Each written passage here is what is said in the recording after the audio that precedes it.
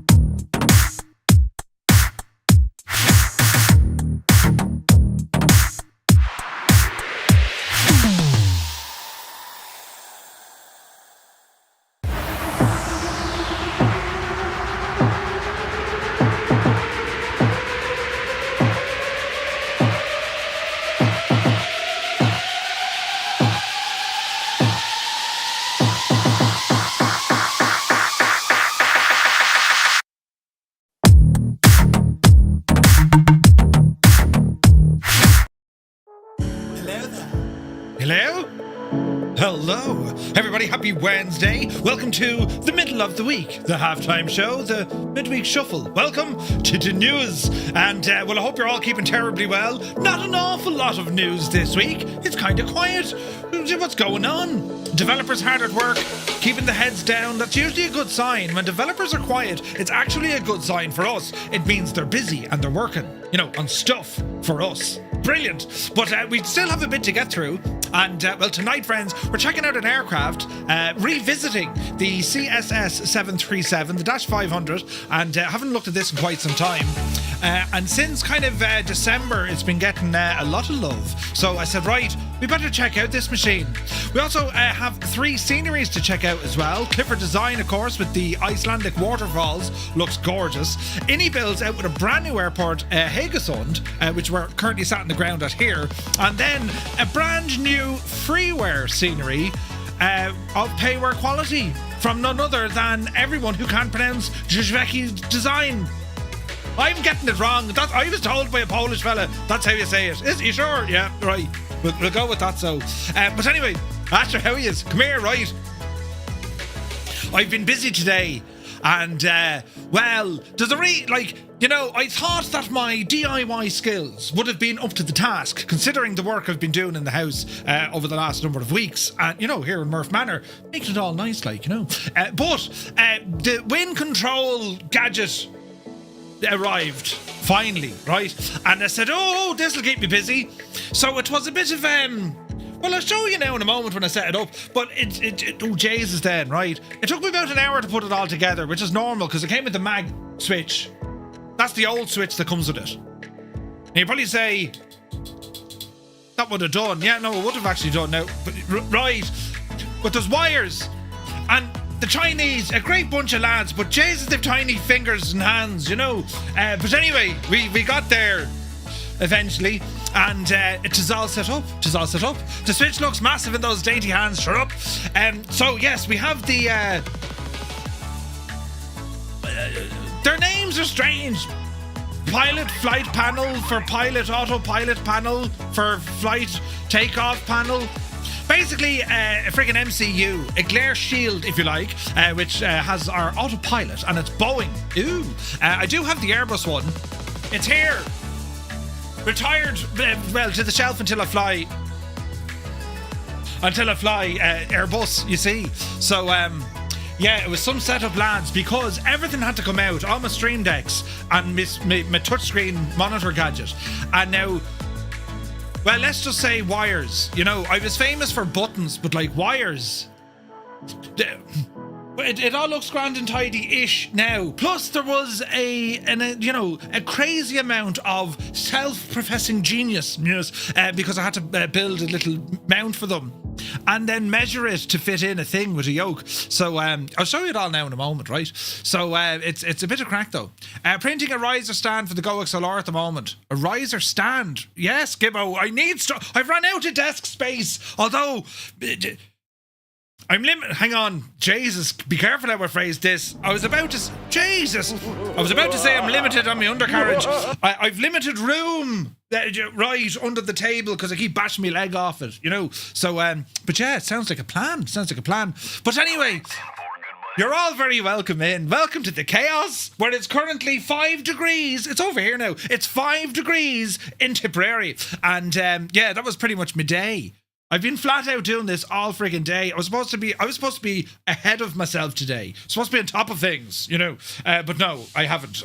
This took me all day, and then I had to test it. And then I tested it. Yes, English, Murph, you can do it. So I was very busy. But we're here now. It's great to see it. I shouldn't be left alone doing this sort of stuff. I need constant help. I should have recorded it, in fairness. But then it would, like, daytime, there'd be too many, and, you know, right, when I'm building things. I also ended up with more tools than what I started with. As in nuts and bolts and things. Don't know how, but they're in the drawer now. Something will fall. And then I knocked my A400 over about 10 minutes ago. That's the third time I've dropped it. It didn't break. The thing is a freaking bulletproof vest in a plane. Just like the real Airbus A400. You see, I should be sponsored by Airbus. But anyway, where's this now? You should have Home Assistant on your touch screen panels. You could watch the Skoda on your camera. Ooh. Could you? Wait. Yeah, you could. Jeez, I never thought of that. But anyway, listen, we'll ramble in. I'll show you the mess I get up to. And of course, then we'll cover what we have to cover tonight on the news, including updates from SayIntentions. And they've been busy yet again with stuff and things. More refinements this week. But we just want to kind of gloss over a few of the things that they've been working on, because I've been having fun with it, especially when it comes to the mission board. I was playing around with that the other day again, which is great crack. So, right now, English. We'll go with English. CP is here. Good to see you, buddy. Fierce Wolf, looking fierce. And Wolfie. Fierce Wolfie. Vacuum, good to see you. Filthy, welcome in. North Coast Mike, good evening. Super Tie, what's up? -7. It was -15. Jesus. Airwolf, welcome in. 98 Vulcan is here. Mac Vision, good evening. Bell Bro in the house. Welcome in, buddy. Hope you're well. The Limbics is here. Good morning. Work lurking as normal, though the week is almost through. Indeed it is. Culkin is here. Mrs. TPHI, ups to down, watching us from afar. Very good evening to you, Mrs. Hope you're well. Spitfire RF 100 is in the chat, and he has subscribed for 59 months. Jesus. 59 months, though. Thank you very, very much indeed for your support. Nutty Slack is here. Good to see you. APU Inspector, 135 streams in a row. Thank you very, very much indeed, man. Yes, the weekend, lads. 'Tis almost here. It's great. Gunho Guy, welcome in. Tarnish Mossman, welcome. Hermit Something, very good afternoon from a frozen Baston. Hello from Tipperary, where it's not free. Well, technically it's not freezing, but it's cold. Yeah, it's cold. But you're welcome in. Alberto, good to see you. Nick is here. Uniform Goose. Good day, Goose. Hope all is well. Shuffle Shoes. Shuffles in. AJH, man. Sun Jammer is here. Evening all. Tonight, Murph finds Trump has annexed Murph's house because of international... Listen, Sunjammer, you know better than that than to bring politics in here. Plus, not hope. I've spent too much time and effort in this room. No one's getting it, you know. And they'd have... Oh, do you know, me flag fell off as well. I'm having a day of it. Now, the flag is held up at Velcro. That's a different story for a different time, but it's now back where it belongs, you see. It's absolutely flat out in here, lads. But anyway, where are we at now? Creo, good evening. Hope all is well in County Mayo. You're very welcome, buddy. Muse Van is here, bursts in the door with his face. Happy Wednesday, yes, mad jokes, he says. Idle Cutoff is here. Cambridge calling. Hello from Tipperary. Welcome in. The Impossible Face, good to see you. Gibbo Ireland is in the chat. Good to see you, man. And you know, we're kitted out, wearing the nice clothes. So, I'm just going to say, this is how hard wearing these are. And I mean that in the best possible way, right? You ready for this one? Gibbo's like, where's this going? Right, so my FlightSimTees.com hoodie. So there I was earlier with the win-win gear, you know. And I said, boxes. Needs boxes straight into the bin, and they didn't go into any old bin, not at all. They went into the brown bin. Now the brown bin in Tipperary is designed for, like, you know, food waste and, like, you know, gardening stuff, basically organic stuff that's kind of alive but isn't quite alive.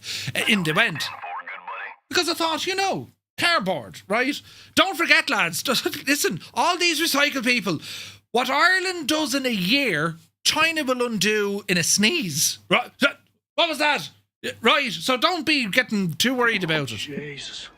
Oh, Jesus, look, we only had half of Colomini there. Jesus. But anyway, little did I realise, about an hour into the expedition, I required a very particular set of boxes. Boxes for which I had searched for a very long time. Then I realised, balls! I put them in the bin. So I had to, you know, not necessarily get into the bin, although I nearly was actually inside the bin at one stage, trying to take the foam, you know, the foam thingy, that's no use to anyone, and then the cardboard boxes. So after a good 10 minutes of, right, that was the sound, I got the boxes out and I, you know, nothing ripped or tore. It didn't even get dirty. Any bit of dirt is simply wiped off. That's the sort of quality you can get with a FlightSimTees.com shirt or hoodie. Actually, I need to try it in a shirt. So the moral of the story is, you can wear them in the bin, in the trash, you know, right, you know. That's how hard wearing they are. Interesting way to advertise the fact that they're very nice clothes. And you can get one too. Look like that person you wish you were. Or maybe you are and look like that person you're not, right? Ramble on over there and you get yourself 10% by using TTM during checkout. 10% off. And saving money is a good thing. So, right, brilliant. The bin is the primary home anyway. But right, do you know what I mean? Meanwhile, it was like, Murph, you've just undone about a year's worth of marketing. My bins are massive. But hang on, actually, I need to quantify this. It's not like just, I've taken it out of the bin. Not at all. The bins are about... what are they?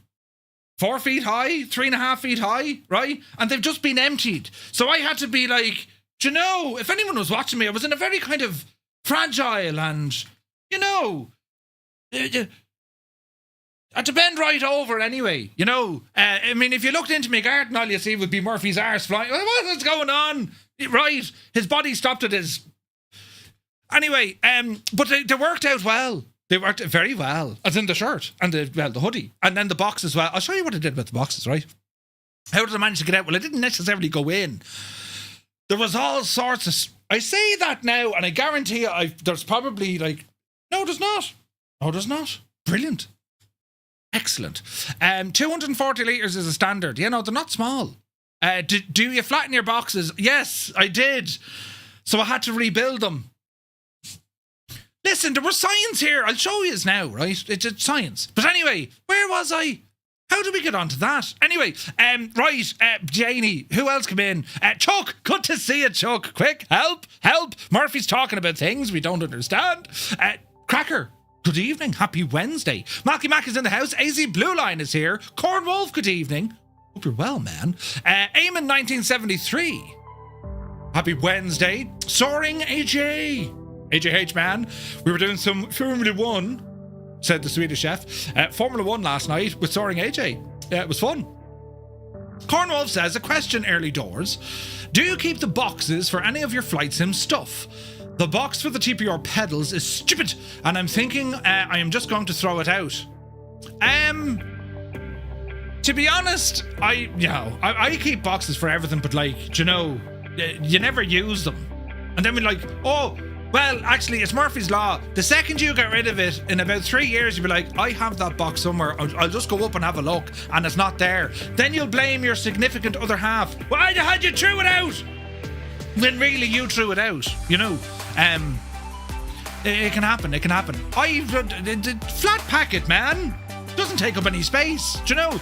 Gar Gaming is here. Hello to everyone in County Galway. Hope you're well. Devil Fly, good afternoon. Mrs. Toto was in the chat. Well, hello. She says, hello, Mr. and Mrs. Toto, and everyone. Wishing you all a very happy hump day. Many happy returns. Great to see you, Mrs. Mac Manser, good evening. DK Funfly, 100 streams in a row. Jesus. Thank you very, very much indeed, buddy. Now, let me see. Sumner, howdy, Murph. I was impressed with your 4 F1 podiums last night. Thank you very much indeed. Did you see that? 4 of them. I can't believe it either. But yes, it was loads of fun. Great fun racing there, you know. Except for that, you know, terrible race. Where was that? In Baku where I crashed? But loads of fun anyway. Now let me see. Probably Pete, good day from Arizona. Welcome in. Hope all is well. A Crotty is here. Murph, I got distracted watching something on YouTube and I thought I had missed the news. Jesus, what were you watching? Illicit Major, greetings from a cold Iceland. Well, hello from down the road in Ireland. We're very similar, you see. It's a C or an R. Welcome in. Now let me see. Going into lurk mode now. Good woman yourself, Mrs. GBHI. Mac and Dad, good to see you. Happy Wednesday. Who else now? Here, a free... there's a free airport. Yeah. Mr. Minimite, good to see you. Let me see now. Norse Viking Gaming, happy Wednesday. Just Roy is in the chat. Hope you're doing well. You're very welcome. Any calories burned from setting her up? Oh, lots. Wait, what? Yeah, there was. Yeah, you know. I didn't eat much today, actually. I had one meal. What's it to you? You know, remember, lads, I'm that guy that you take along to places. Stand beside me, you'll feel better about yourself. That's how this works. I'm okay with it, you know. But anyway, Commander Balosh, good evening. Murph's been using his tools again. Lear is here, good evening. 4 months, man. Thank you very, very much indeed, buddy. Where's this now? Small-handed man says, what about smaller hands? Listen, it's grand. Listen, it's fun. Jesus, there's more of it. Murph's small hands would be perfect to work on Chinese wiring. What's the price of the new knobs, Murph? Was it 300, I think? It's 300, I think. I ordered it friggin' ages ago. But yes, 2-tone wiring, indeed. Photos by Kev is here. 13 months... Hang on, 26 months, Kev. Jesus. Thank you very, very much indeed. Cheers, buddy. Stu Snape, welcome aboard. Who else now? Build a bigger desk. There's no room. Sounds like a sit and stand desk. Yeah, jeez, we couldn't do that. Lear says, limited on hand size and now limited on... No, shh. We didn't say that at all. Where's this now? Athlete made a song about wires. Did they? Athlete? Wires? Really? You need supervision. I do need supervision. So does Mrs. TPHI. Brilliant. Let me see here now. So in front of you, you have a load of knobs. Hamilton is here. Good to see you. Just watching your Denver to Vegas flight. Think I might do my first flight in Vatsim today. Oh, best of luck, man. Have fun with it. Right, Toto 24.95 is here. It's all grand. Toto's here now. We are wondering what was going on. The missus was here. Where's Toto? Oh, brilliant. Great to see you. Is he okay? Was he bold? Is he out doing it? You know, get out and tidy that, and then you can come in. Right. But you're very welcome in. Where is this now? How can I be nearly 20 minutes late but early for the intros? Lear, listen, that's why, man. That's why. We take our time. Our introductions last for about 2 minutes and 7 seconds to give you the chance to come in and you don't miss anything.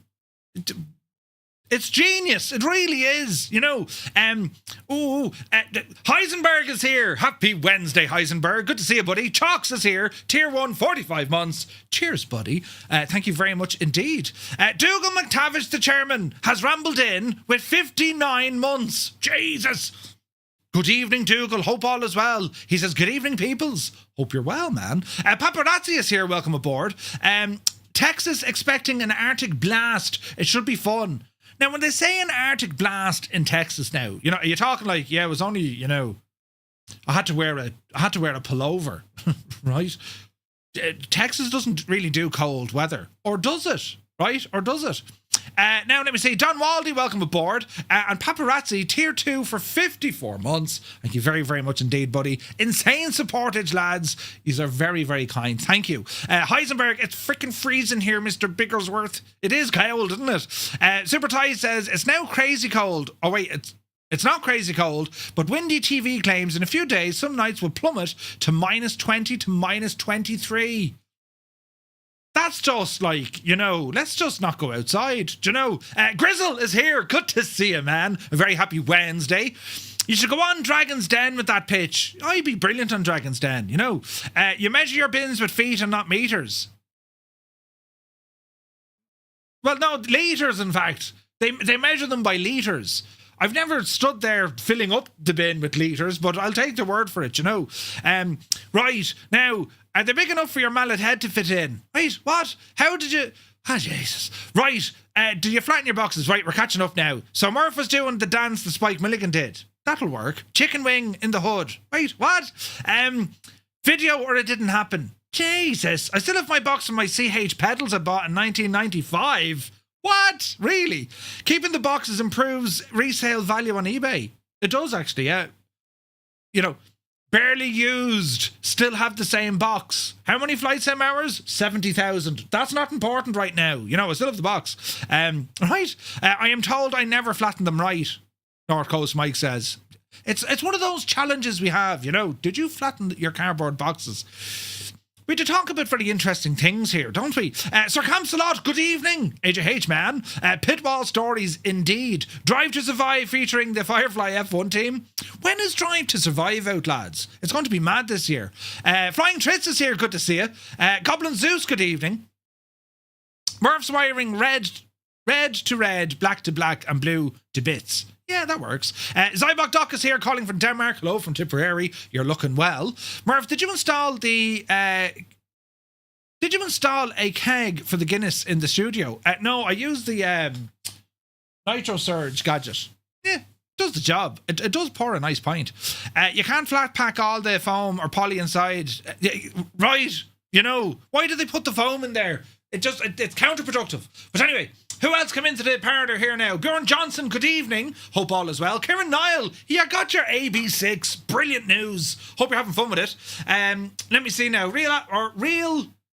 Is it Jesus? Is it real all Ara or Lair? Hello from Montreal, Quebec. Good evening. Hope you're well. I've butchered your name something fierce. How do we pronounce it? Dave Cleary is here. Legend Dave. Welcome back, Dave. Good to see you.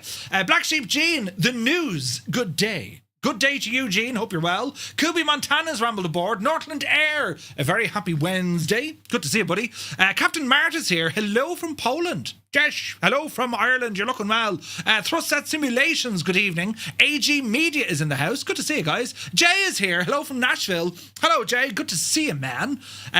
Jay, did you get the sim up and running? We need to have a chat. Das Pub, welcome in.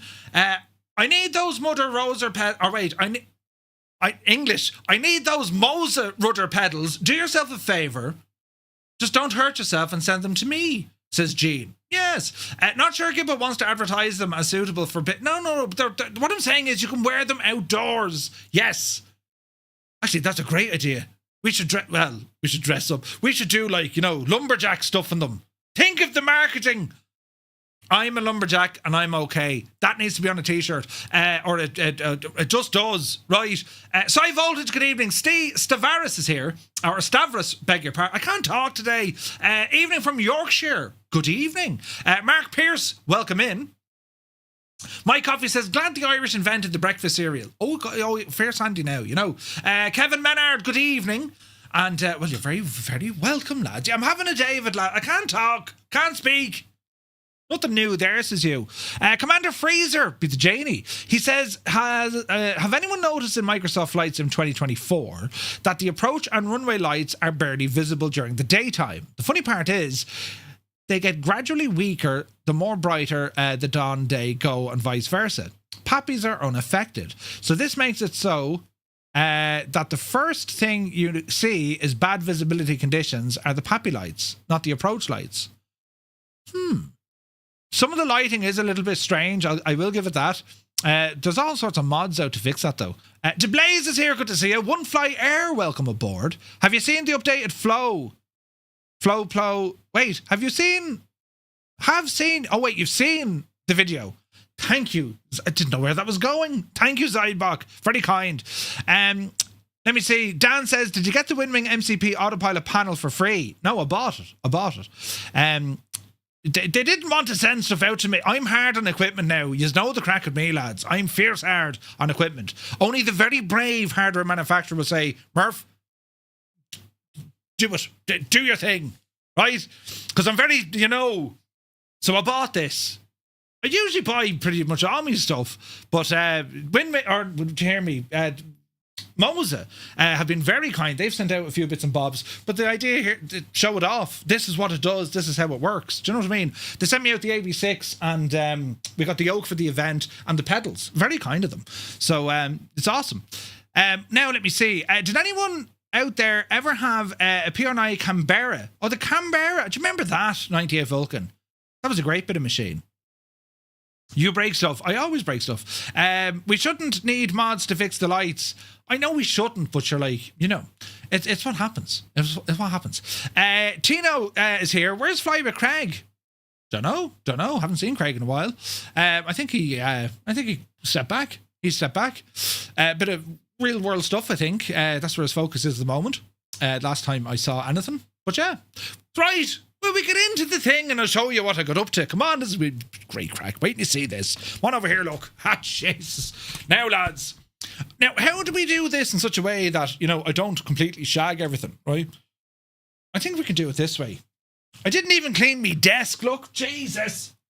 Hello. Did you see who's on my screen behind me, lads? Did you hear about the poor people in China, lads? Right, hang on there now. We got ourselves up. And I'm here with a little duster, by the way, if you're wondering what I'm doing. It's a little duster fella, right? Duster. I now realise this is going to have absolutely shocking implications because, you can just picture Murphy going around the place dusting, Right, that's enough of that. Now, friends, what we're going to do, I suppose I'll bring this up on my telephone. Yes, we can do this on telephone. And I'm going to show you some stuff here now of what I set up, you see. So if I do, Bajani, if I do one of those, yes, we'll have one of those, please. It's not tea fluffing, will you? Not stop, will you? Right, now put it this way. Yes. That'll do that, yes. Very good. Yes. And now turn it that way. Now, it only shows it this way. And the resolution isn't great either, but sure, look, we'll have to go with it, lads. How do we do this now? If I do one of these, and we'll say it's going to be a video capture, is it? Or display capture? Hang on now, lads. This will all work together. It's not a display capture, sure it's not. Game capture? No.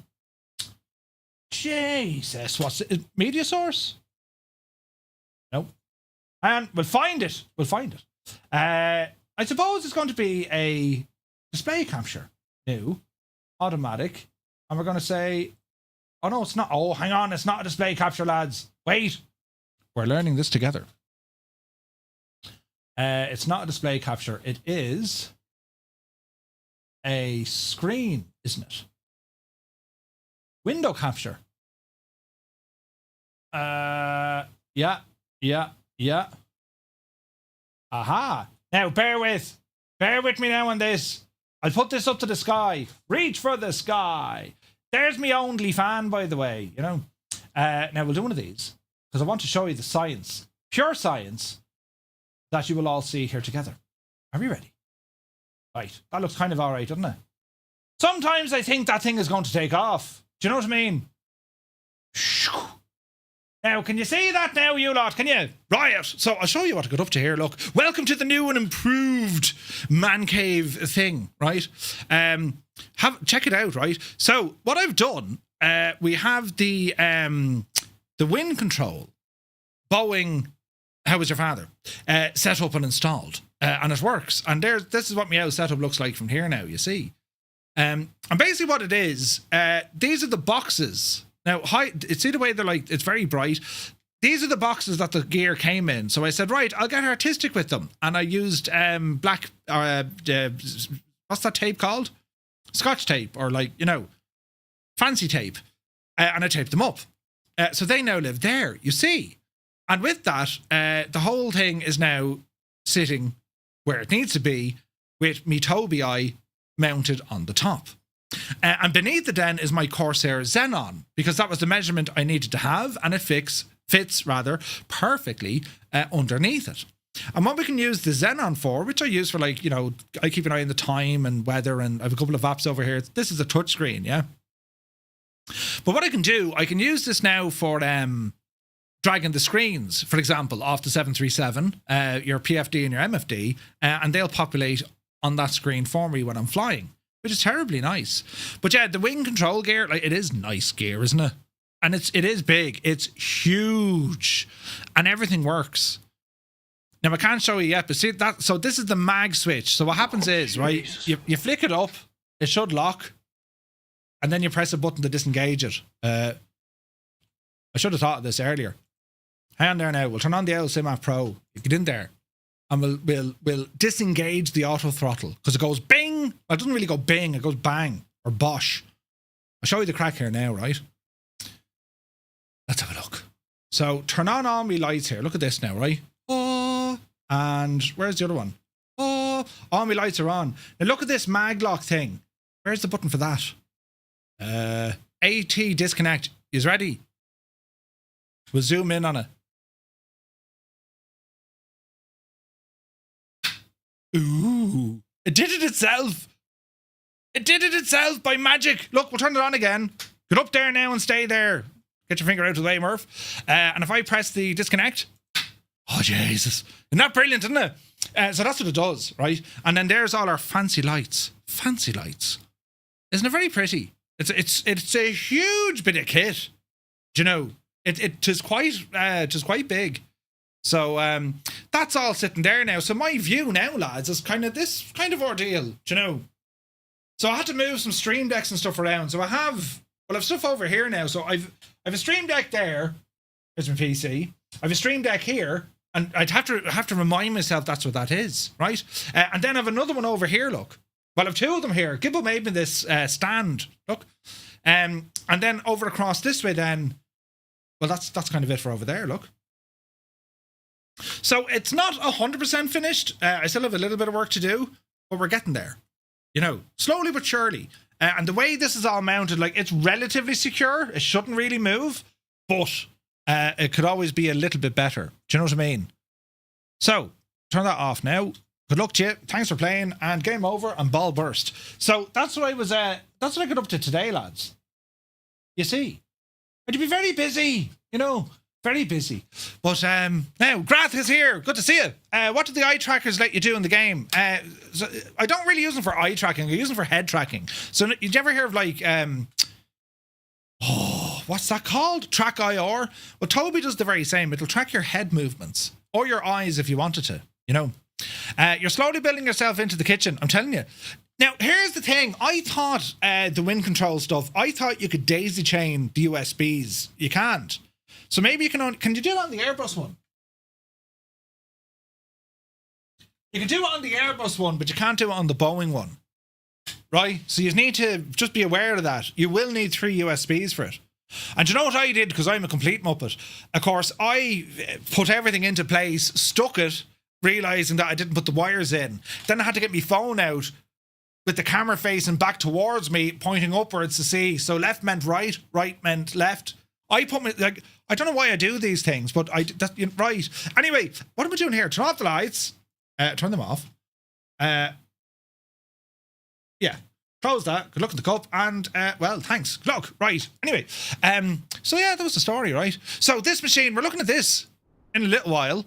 A 737-500, an old classic, so it is. This being, of course, the CSS 737. And, well, I haven't spent any real amount of time in this at all. So we're going to check it out in a little bit here this evening. Before we do that, of course, we will start off with the news. And not many tabs on the screen tonight, friends. Just a little bit, but not much. What am I doing here now? Buttons, Murph, you can do it. Because I've kind of changed around where my buttons and stuff are. It's kind of mad, right? Kind of mad. But we'll see how we get on, right? So, yeah, 13 tabs is very good, Super Ty. I don't know how you do it. Even after updating, I still can't work the gadgets for the gadget look. Volume mixer. And we'll turn this down for a moment. Right, so a big shout out to Vasco over at MSFSaddons.com, to Callum and the lads at FS Elite. That is where we have our news from this evening, or for this evening. So we'll start off aerial simulations. Well, they've brought their F-117 to Microsoft Flight Simulator 2024 with a native and free upgrade. Ooh. The F-117, this came out in 2020.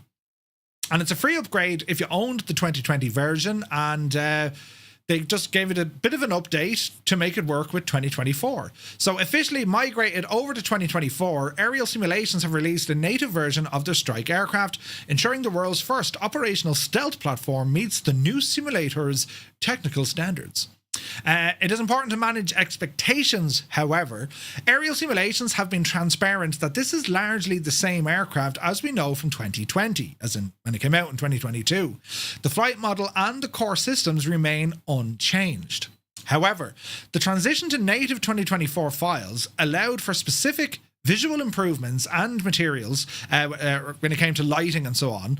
Additionally, 2 small but welcome features have been added. Night vision goggles, which there is a workaround if you want them. Definitely a fitting addition to this aircraft. And also a new external click spot that allows you to manually toggle the entry ladder. So it's pretty much the same plane, but brought up to be compatible with 2024, and they're able to use the native LOD features as well, which is pretty cool, right? So if you haven't already got this, it's available on the Instant Marketplace, or you can pick it up on Orbex. It's about $20, and we've flown it. It's a very interesting aircraft. It's nice to fly around in. Like, I mean, there's limitations, obviously, with systems and depth of systems and whatnot, but it's a cool looking F-117. Plenty of features on it as well. So yeah, that's now available if you want to go grab it, the F-117 from Aerial Simulations. Sweet. So moving on, Flight Level 24. We checked this aircraft out as well. So it seems to be January is like, oh yeah, we got our stuff sorted. Right, start releasing. So this one being the Albatross D3 and has been completely remodeled for flights in 2024. This is a beautiful airplane to fly in. We flew it back in 2020. So we've seen plenty of aircraft making the jump already from the old to the new, but it's not every day the developer spends half a year purely on the native conversion. Flight Level 24, a new studio, has brought their Albatross D3 into Flight Sim 2024. And rather than just letting the old 2020 files do the heavy lifting, the team say that they've spent the last 6 months rebuilding the aircraft to ensure it actually works with the new Sim's engine, physics and the material. The studio chose the Albatross as their debut project to maintain a manageable scope while focusing on high execution quality. The developers say the aircraft features unique systems that reflect the primitive yet complex nature of 1917 flight. This includes functional animator, a custom fuel pressure system, and a detailed engine modeling based on real-world data.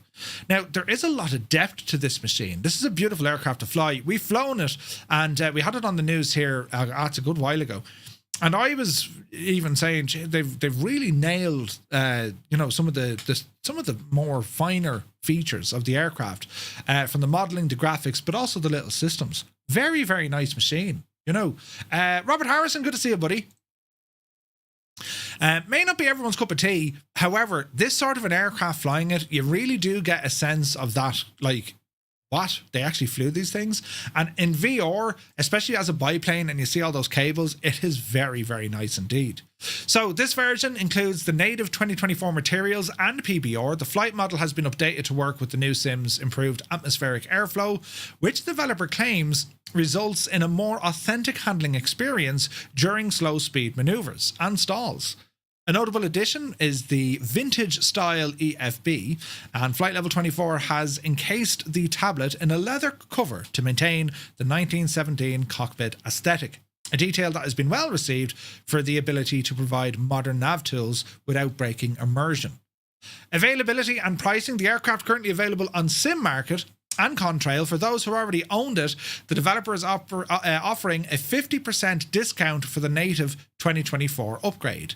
New customers can expect a standard price point of about €24. So it's a paid upgrade, but they're saying it's being completely redesigned. Developed as a native 2024 aircraft, unique and realistic mechanical systems, exclusive or extensive 3D model, including details under the hood. What else? 4K textures, custom sound pack, many custom visual effects, a lot of dynamic animations, including the engine vibrations, wind-affected ribbon, and so on, and engine modeling and performance analysis using real-world data. Kind of like the Blériot, yeah, like the Albatross is a beautiful little biplane. As I said, it may not be everyone's kind of cup of tea, but it's a beautiful plane for VR. I mean, you want to go low and very slow, it's ideal. Like some of the details on this aircraft, like there's no brakes, and even the tail skid, it's a skid. There's a spring, and it's a load bearing, so that's how they're able to brake. Get the speed down low enough, they'd pull back, and they'd use whatever aerodynamic braking they could to try and push that into the ground a little bit more, increased drag. But yeah, it's a super little airplane. It's just when we see some developers either don't have the same challenge upgrading their aircraft because they don't charge for a fee. Other developers charge a substantial fee, right? It makes the whole thing make you want to scratch your head, because part of me is thinking, is it actually updated properly, or is it just kind of like a botch job, or is it the fact that the developer isn't able to work with the new the new engine, the new flight sim engine, and is that a case now that their time is now spent having to relearn it? If that's the case, well, Microsoft kind of said, well, the new one was, when it came to the aircraft maker and developing, it was going to be easier, better, and faster. We shall wait and see. But anyway, moving on. iniBuilds, we're taking a look at this evening. They've taken on Western Norway with Haugesund Airport for Microsoft Flight Sim 2024.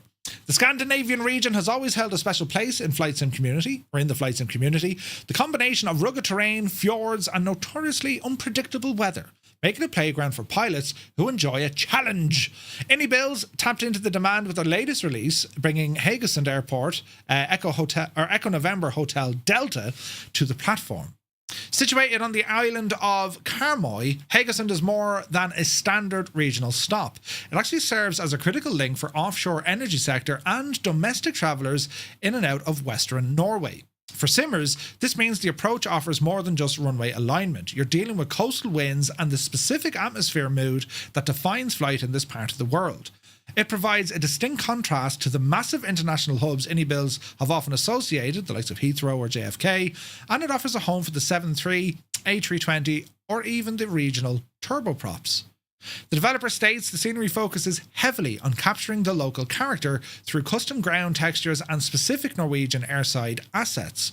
In what is now a standard, we have a terminal that is no longer just a shell, with detailed interiors and parallax effects to give depth to the buildings without necessarily compromising performance.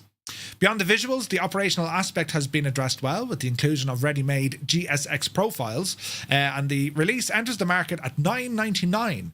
The price point places it in the regional tier of the developer's catalogue, and we have a trailer here to check out. Will we look? I think we will. We'll give it a blast. Have a look at the trailer, be the Janie, and we'll have to play Murphy's music for this. I mean, music's over here, look. Right. We'll do one of these and see what happens. I mean, right, wish me luck now.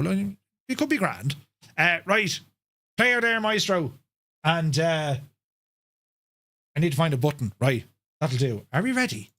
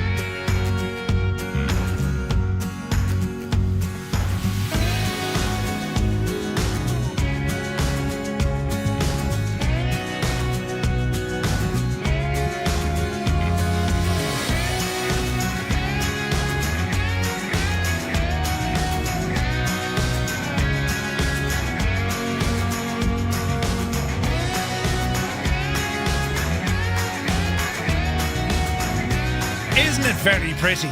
Did anyone notice the aircraft at the start? What do you mean not a Skoda in sight? Give it time. Anyone know what that is? Ooh. What is that machine? Does anyone know? Does anyone know? We're going to be checking to see is there Skodas? That's important. You know what I mean? Is it a Embraer or is it a Airbus? Who knows? It looks like the A220. I think it's the A220. Is this iniBuilds maybe giving us a little bit of a Bijani? This is on the way. Maybe. Who knows? Right? Who knows? But yes, awesome trailer. iniBuilds do gorgeous trailers. So yes, we're going to be checking this airport out tonight as well, because I want to go for a walk around it. Because they did a phenomenal one up this neck of the woods a while ago, up by Svalbard, up that neck of the woods. Stunning, right? Absolutely gorgeous. So we'll be checking that one out in a moment.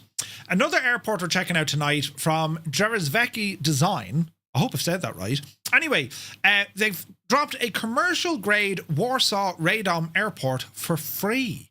Right. Now, this airport in the real world is actually very interesting because it was a failed airport, and then they kind of said, right, we need to fix this, and then they fixed it. And the area is actually home to a fairly large air show. But anyway, rare to see a top-tier flight sim developer releasing a fully featured product for free. It's rare. Usually, it's iniBuilds who do this, right? Anyway, this isn't a light version or even a demo. So that's what Drzewiecki Design have done. The release isn't just a random act of generosity. It stems from a specific institutional partnership. The scenery was developed in cooperation with the Sectoral Skills Centre for Airport and Terminal Operations, which is an educational entity established in Radom in 2025. For the flight sim community, the collaboration means receiving a commercial-grade scenery that adheres to the developer's design usual payware standards. The developer explicitly states this is not a demo, not reduced in any way, effectively giving simmers a premium add-on that would typically sit in the $15 to $20 price bracket. The new airport, for those unfamiliar, Warsaw-Radom, is fascinating if slightly controversial. Well, located roughly 100 kilometers south of Warsaw, its rebranding as Warsaw Airport has been a point of discussion when it comes to Polish aviation. Murphy, the plane was a ERJ 190. It was an Embraer, was it? I thought it was an A220. It looked like an A220. I must ask them. Anyway, in Polish aviation, designed to act as a relief valve for the capital's traffic. The facility itself is brand new in its current form. After a previous commercial failure in the 2010s, the airport underwent a massive state-led reconstruction and reopened in April 2023. The scenery reflects that modern iteration, featuring a new passenger terminal, 2,500 metre runway, and up-to-date taxiway layouts. It's also a joint civilian and military airfield, home to a strong military heritage and the famous Radom Air Show, meaning virtual pilots can realistically operate anything from your Ryanair 737 to military jet trainers, right? So despite the zero-cost entry, the feature list reels like the standard Drzewiecki Design product page. The scenery includes full interior modelling for both the terminal and ATC tower, a feature the developer is famous for. It also utilises PBR materials, custom ground markings with realistic wear, and properly calibrated nighttime lighting. Crucially, the developer highlights that the interior model is performance-friendly, a significant detail given that some of the denser sceneries have historically been demanding on hardware. You can download this scenery right now. It's compatible with both Flight Sim 2020 and 2024. I'm going to drop the link into the chat. You can pick it up on Sim Market. It is free. You don't need to share any details or other than, there's no payment details. It's just free. So we're going to be checking this one out as well. It's freeware, right? It's deadly. We're getting do you remember the first freeware payware quality? Wasn't it Aerosoft? Didn't they give us Paderborn? So, yeah, it's pretty cool, right? So we'll be checking that one out now in a moment. Now, Fly Tampa releasing Vegas version 3. That dropped the other day. But hot off the shelves, there has been a patch. Fly Tampa releasing version 3.1 of Harry Reid International Airport and the city. The new update patch fixes the issues highlighted by users of the recent version 3 update, including the photogrammetry areas, mesh elevation problems around the city, light sources issues, and also the misaligned jetways. You can download the latest version 3.1 from Fly Tampa or the store in which you purchased it from. It's also recommended you uninstall the Microsoft Flight Sim Las Vegas City update to avoid any issues. Existing customers of Las Vegas 2020's version are eligible to upgrade for €5 or about $6 or new customers can buy this now for about €20 or about £17. So they've made fixes. Now, the issues I saw with this scenery were like, oh mother dog, like they didn't do any sort of testing from what I could see. And if they did, it was terribly limited. I mean, I saw the mesh problems, right? I saw the photogrammetry issues. There was like drains on the taxiways that were like 2 or 3 feet in the air. The taxiway lights weren't aligned. Jetways weren't aligned. It was just like, lads, what? Buildings didn't render. There was a lot of issues with it. Stuff that you'd say, that's not like Fly Tampa at all. But anyway, good to see. Well, they've patched it, right? So, yeah, we'll have to wait and see. I will pick it up. We'll have to explore I love Las Vegas, man. It's a cracking scenery. And the fact that they have the city and the airport fully done in it.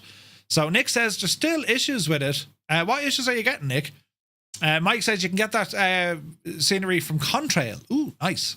There's a lot to the AB6. There's a lot going on there, Kieran. You'll have fun exploring it, buddy. So, Vegas, Tampa. Yeah, we'll have to check that out next week. We'll have to have a look at that because we only flew there recently in the sim on our VATSIM Thursdays. Now, an article that Vasco wrote, and I said, yes, we talk about this all the time. But the question is, what is going on with the multiplayer servers in Microsoft Flight Sim? Because, well, this actually caught a couple of people off guard. So, basically, we heard that Microsoft have closed down some of their multiplayer servers, right? And they didn't really give us any explanation. They just said, they're permanently closed. Why is that? And what are the impacts, if any? So Vasco covers a story. If you've logged into the sim recently for a group flight, found yourself flying alone, or your connection suddenly feels sluggish despite having fiber internet, well, you may be feeling the consequences of a silent change that recently happened in the platform's backend. Earlier this month, Microsoft quietly flipped the switch on 2 of its multiplayer nodes, North Europe and West USA. The move was unannounced, leaving many simmers confused, disconnected, and frustrated. The confusion began when pilots in the UK, Scandinavia, and the West USA woke up to find their usual servers missing from the drop-down list. While there's no official press release or banner notification in the sim, a community manager on the official forums eventually confirmed the change. The North Europe and West USA servers have been permanently retired. The official guidance was that automatic server selector would seamlessly migrate players to the next best region. However, for many dedicated simmers, that migration never happened. Many pilots manually locked their server region to ensure consistency. We do it all the time when we do our group flights. If you had your region hard locked on West USA or North Europe prior to the shutdown, the simulator likely didn't move you. Instead, it kept you connected to a retired IP address. And with this, simmers found themselves effectively in a single-player vacuum, able to see the world and AI traffic, but completely invisible to the multiplayer network and unable to see anyone else. For those who did migrate, well, the experience hasn't been smooth. By closing the West Coast and North Europe nodes, Microsoft have effectively funneled the traffic of 4 major regions into 2 regions. Pilots on the US West Coast are now being routed to the East USA. The physical distance seems to have introduced a latency penalty. Community reports on the forums indicate users who previously enjoyed a crisp 25 to 30 millisecond connection, well, they're now seeing spikes up to about 100 or 190 milliseconds. Now, you might be wondering, why is that important? Basically, you're pinged to the server, and I'm going to be straight up about this. Unless you're doing, you know, high intense military strategic, you know, convoy flying, that's not the right word. If you're doing like very close formation flying, that like you need to keep other aircraft within centimeters off your plane, then the ping is going to be important because you don't want any latency whatsoever. It's almost like, think of like a first person shooter. They want that instant response time, that IPS stuff, right? Well, for multiplayer flying, you don't want latency because when you move, there's delay, and when someone else moves, there's delay, and then both delays meet each other and they have a conversation, and then there's even more of a delay, right? Now, those pings aren't too bad. Anything under kind of 300, that's my understanding of it, isn't really going to write home, but it's still something went on in the background and we haven't been told about it, right? The remaining servers appear to be struggling with the influx. Reports of rubber banding where aircraft momentarily freeze and then teleport forward have surfaced. Some simmers are even reporting that multiplayer name tags are dropping out, which means they disappear and reappearing every few seconds, a classic sign that the server is culling data to save its bandwidth. Why is this happening? Well, Microsoft haven't released any sort of explanation for the consolidation. However, Vasco goes on to say cost reduction and efficiency gains may be amongst the factors behind the decision. 2024 utilizes a thin client architecture, streaming significantly more assets from the cloud than the 2020 version. This increases the computational cost per user. So by consolidating multiplayer instances into fewer, larger mega servers, Microsoft may be attempting to reduce the overhead. The trade-off, unfortunately, is that local performance seems to be sacrificed for at least some users. Now, if you're having an issue, if you're seeing zero ping in your menu, don't rely on the automatic setting, as it's proven unreliable. The workaround, go into settings, general, online, multiplayer server, and select a live server, either East USA or West Europe or Southeast Asian. They're the ones we use, right? You may have to accept the higher ping, but it's the only way to ensure you are sharing the sky with the rest of the community. So, yes, we will get an update, of course we will, but this is just one of those things, isn't it? Like, we'll be told after, yeah, we had to turn them down because of this reason. Can they just tell us, lads, we need to shut these servers down. Either we need more resources for PlayStation, or these servers are shagged anyway. No one's really using them, so we're just going to shut them ones down and bring all that availability into the existing. That's all they had to say. Like, 2 sentences. There's no drama then. You know what I mean? Like, this is not the reason as to why we're having issues with multiplayer. That's a different kettle of fish. But this is just relatively new. So yeah, it's I don't know, it's strange, like, you know. But yeah, Microsoft probably stole the RAM. Any Asian servers, Southeast, yeah, Southeast. Classic case of Microsoft not being transparent. Yeah, it's just like, why can't they just tell us, like, you know? Like, who knows? You know, it could have been the case they were looking at things going, you're not utilizing these servers, lads, so we're taking them. You don't know what goes on, right? They can, but who knows? Who knows? I mean, it's just like, tell us, like, why is this, lads? Is everything all right? Yeah, no, it's grand. We're just shutting them down. Why are you shutting them down? It'd be nice to be told, this is why, lads. Like, you know, unless I'm an optimist. It could be the case that they said, no, these servers were actually, bringing degradation to the sim online experience because they were slow. Maybe. We don't know, right? But I just think, you know, tell us. Just tell us. There's no issue then. We're not thinking about it. You know, there's no one sitting in a room coming up with all sorts of, like, you know, I'm wearing a tinfoil hat. They're doing it because it's the rise of the machines. You know, and also Enda Kenny's coming back into politics. Like, there's no reason not to tell us. Just tell us. Yeah, we're doing this. That's why we're doing it. All right, fair enough. Carry on. Anyway, good article from Vasco, though. And it is interesting because if anyone is having the issue, well, that's how you fix it. Just go in, manually select a new multiplayer server, right? Mud Dog is here. Good to see you. Mr. TPHI, or Mr. TP, I can't talk. Mr. TPHI says, I brought up the transparency thing in one of the Q&As a couple of years ago, saying that we should be getting a bi-weekly or at minimum a monthly update of what's being done behind the scenes. They all said it's a great idea. I even had a petition with over 50,000 signatures saying the same thing. Sent it to them, still no change.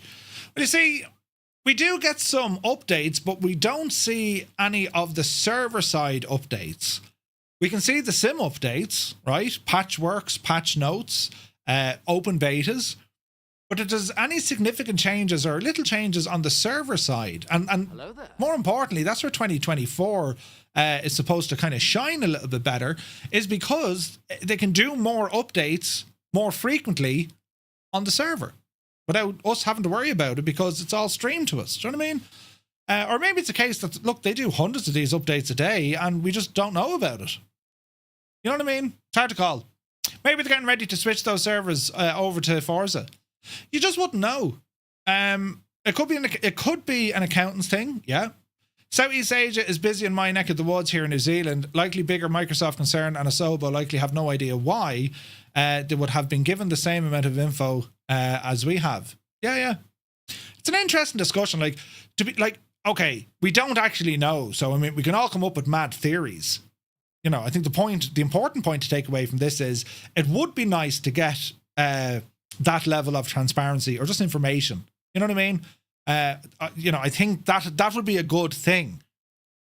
Once we're informed, well, sure, we don't really mind then. I mean, you can't really have a moan or a whinge about it. They told us. Fair enough.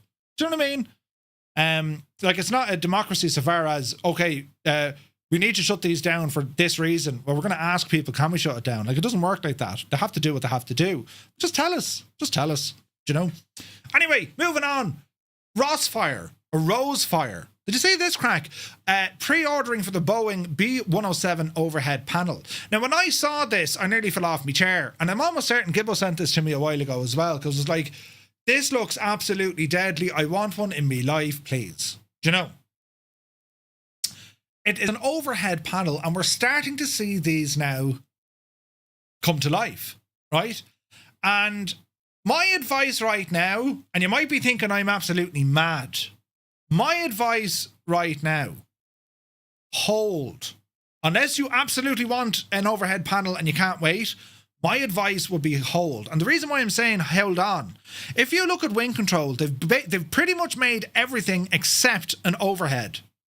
What's left? Radio panels maybe? But like, they've literally made everything bar the overhead. What are they going to be talking about at FS Weekend or Flight Sim Expo? Yes, we now have a pink one, and you can buy 6 of them. Right? So wait. Just wait. I reckon we're going to see a lot more options. This is a very good offering considering overhead panels. And that's right. An overhead panel for a 737, usually you can only buy the real one, right? Which is built for Sims, which is about $4,000. It's about €4,000, maybe 3. You can buy a second hand, I'm sure. But they were designed to be in professional grade simulators, right? We're now seeing prices absolutely slash because they're aiming at the consumer market, i.e. us. And, well, this is where Rosefire are coming in. So, the review of the A107, that's the Airbus overhead, which is getting very, very good reviews, made specifically for Airbus, right? Well, now we have one on the way because Rosefire have officially opened pre-orders for their Boeing 737 overhead panel. Note it says Standard Edition. This targets a very specific pain point for 737 simmers. The overhead panel, traditionally one of the most complex and expensive components to replicate at home, by offering a unit that requires no external power supply, relying on a single USB connection, Rosefire is attempting to lower the barrier to entry for home cockpit builders. The B107 borrows heavily from the manufactured lessons learned during the A107 life cycle, and the unit features a full metal enclosure and an aluminium alloy frame. Aluminum, for those of you over there. Moving away from the plastic shells often found in the entry-level gear. The front face utilises 4mm thick acrylic with high-definition printing, backlit with high-power LED system designed for uniform brightness during night operations. This does look terribly nice, right? In terms of software, they're sticking to a proven formula. The panel operates via a dual driver system using MobiFlight in tandem with their own Rosefire app. For the community, MobiFlight compatibility is significant as it often allows deeper customization beyond the manufacturer's default profile. Out of the box, it's optimized for the PMDG 737 lineup, and they've stated that support for other major airframes, including Zibo, iFly, and Laminar Research default aircraft, will also arrive in future updates. Crucially, prospective buyers should understand exactly what they are pre-ordering. This release is the standard edition. Rosefire have confirmed a Pro version, which is in development, scheduled for a May release. The difference is functional as well as aesthetic. The standard edition omits the EGT gauge and uses standard marked switches. The upcoming Pro version will include the EGT gauge and authentic lift switches, likely for the fuel pumps and APU start, which mimic, of course, the specific locking mechanism found in the real jet. So what we're looking at here, the early bird, pre-purchase price, $559. Regular is going to be $699, and that's between now and January 25th. Between January 26th and February the 1st, that's the advanced pre-sale, where it'll be priced at $599, and then after the 1st of February, the price jumps to $699. Shipping for the first batch is scheduled to begin on February 25th. Here's the important thing. It is cheap.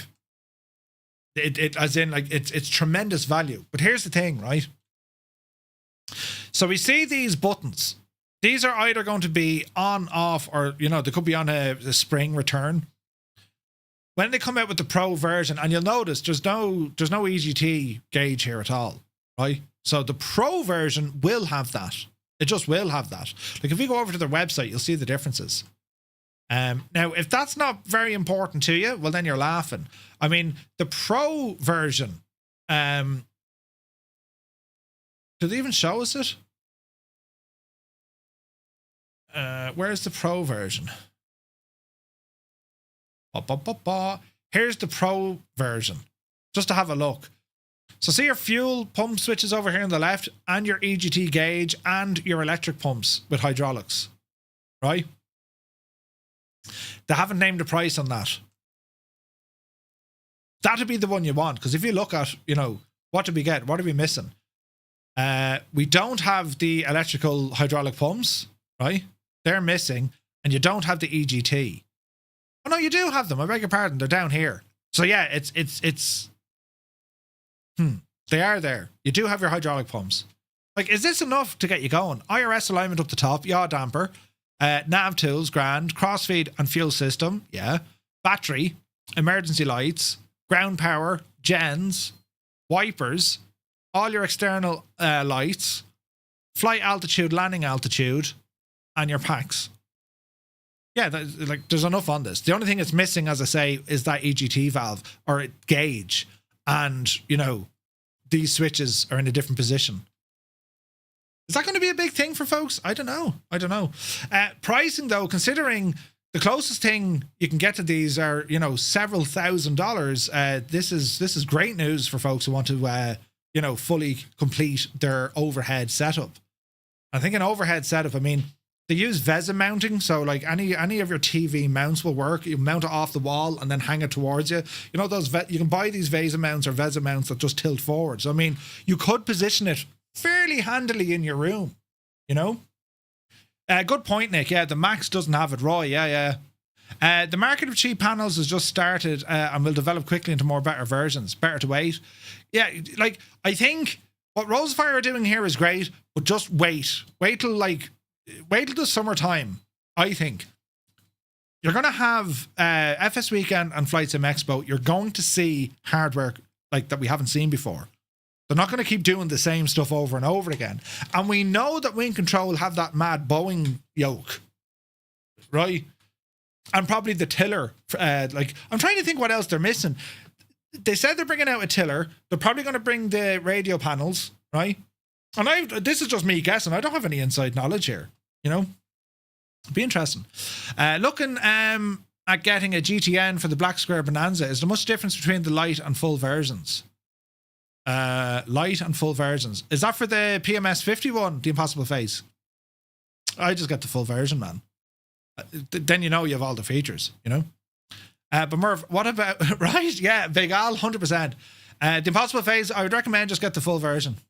Defo pick up the Airbus overhead cheaper and the radio panel. Yeah, yeah. Like... 700, like, you can get it for like, if you order it now, you'll actually get it a lot cheaper, right?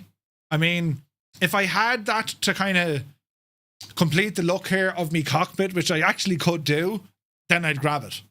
But it's like, for one aircraft, you know what I'm saying? Maybe you can use it for multiple aircraft. I mean, the lights you could use for any aircraft, engine start switches, any aircraft, anti-ice systems, maybe, right? Fuel pumps, absolutely. So, SoCal Jerry, it was a 195. Thank you, Jerry. But could you get a kitchen pass for it from the War Department? Request denied. You mad? Although, you know, no, if as I said, like if there was disposable stuff there to say, right, or if Rosefire want to send it out, but then again, I'm not the guy to send it. I break stuff, you know. Only the bravest of hardware manufacturers send Murphy the stuff. That's all. Virpil, Moza. They know. They just know. That's how good it is.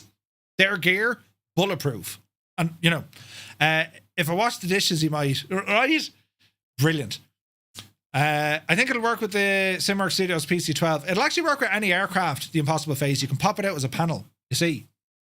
But anyway, this is really cool looking. And, like, if we want to look at their other stuff, the A series or the B series. So you have the B107, then the B101. So this is, well, that's $149. Would you get out of town? Yeah, we don't need the E or the EFIS because I have two of them now, right?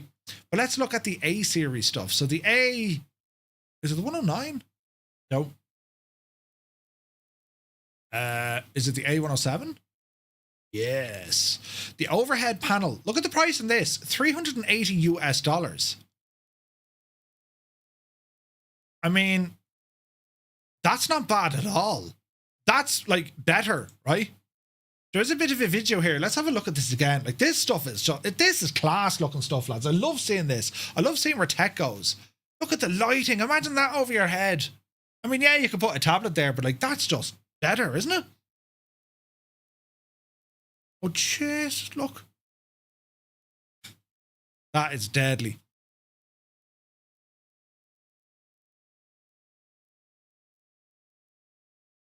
There's probably audio. Interesting audio.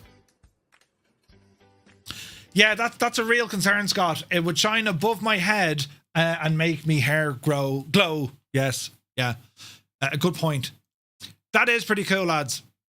I have to say, the Boeing one looks awesome as well. They're very cool looking. And I think for hardware, that's where we're going now. Radio panels, right? Maybe something there for the GPS. Maybe, right? Like you can see all these screens, even the one I'm using here. This is the Xenon screen. We can see that it's getting more popular to pop screens out, have them in front of you, right? No good for VR. Well, no, like, I mean, if you're flying in VR, you don't need any of the hardware stuff. HOTAS and you're laughing. That's a huge advantage, of course, with VR, MacD, you know?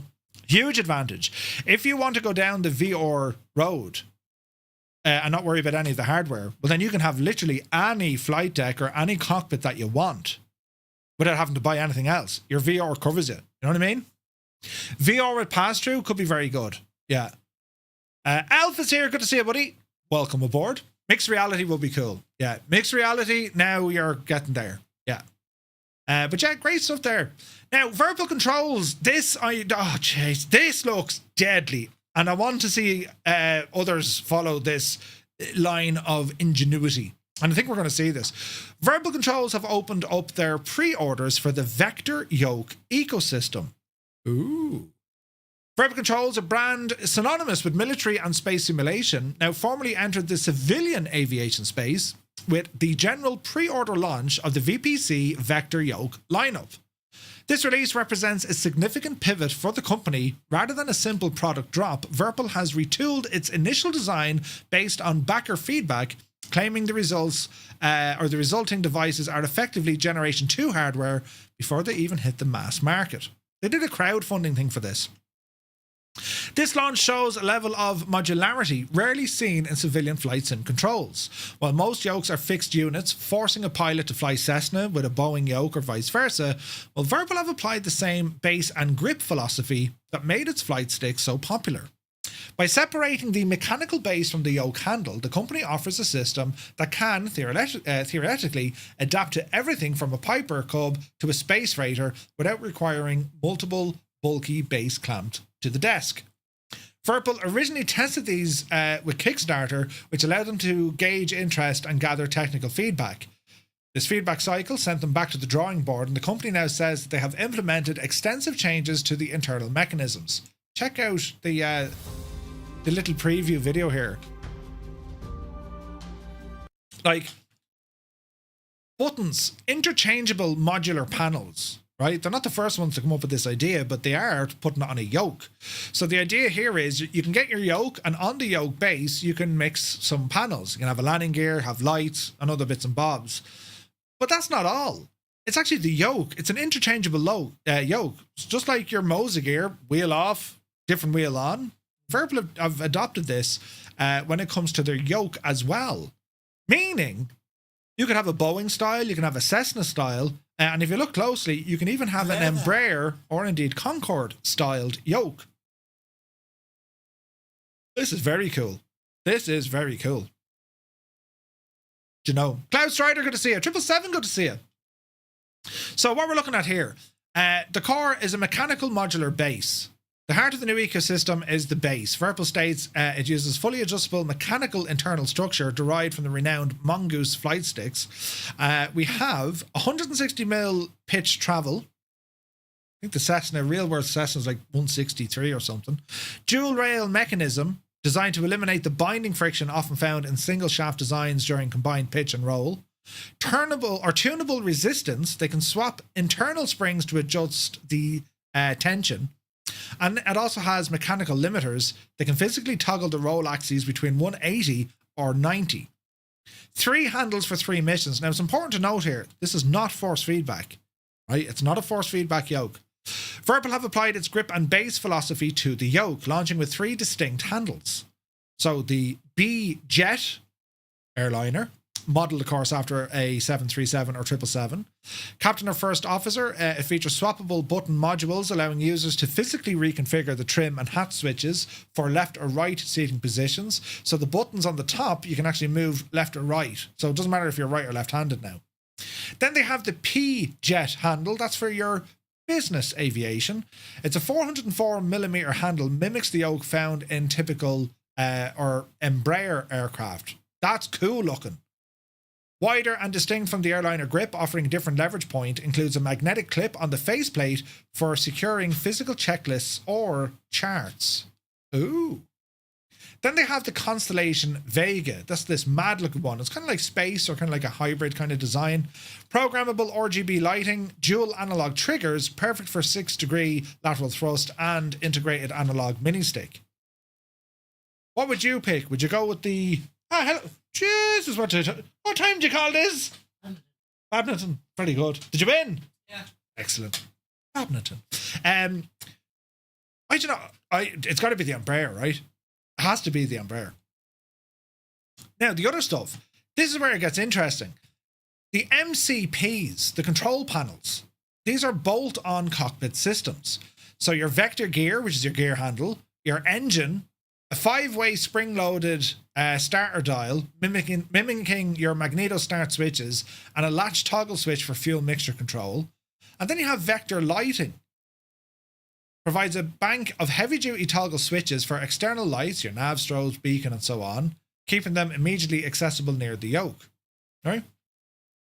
Virpil is also offering granular options with the handles themselves, while the PRM HES and the B-Jet mini stick modules allow users to swap standard hat switches for contactless analog mini sticks if you prefer looking around the cockpit with your thumb rather than using a hat switch. You can just simply pop on the new module. To support this weight, the new Vector dual desk mount allows the yoke to be underslung, mounted below the desk for a realistic control height. The top of the bracket features a tray for a keyboard or tablet, ideal for keeping your SimBrief or Navigraph charts. Pricing and availability. The lineup is currently available for pre-order on the Virpil web store with a launch discount of about 15%. The base will set you back $340 US, and the handles, well, you can pick them up from between $170 and $187, depending on which one you go for.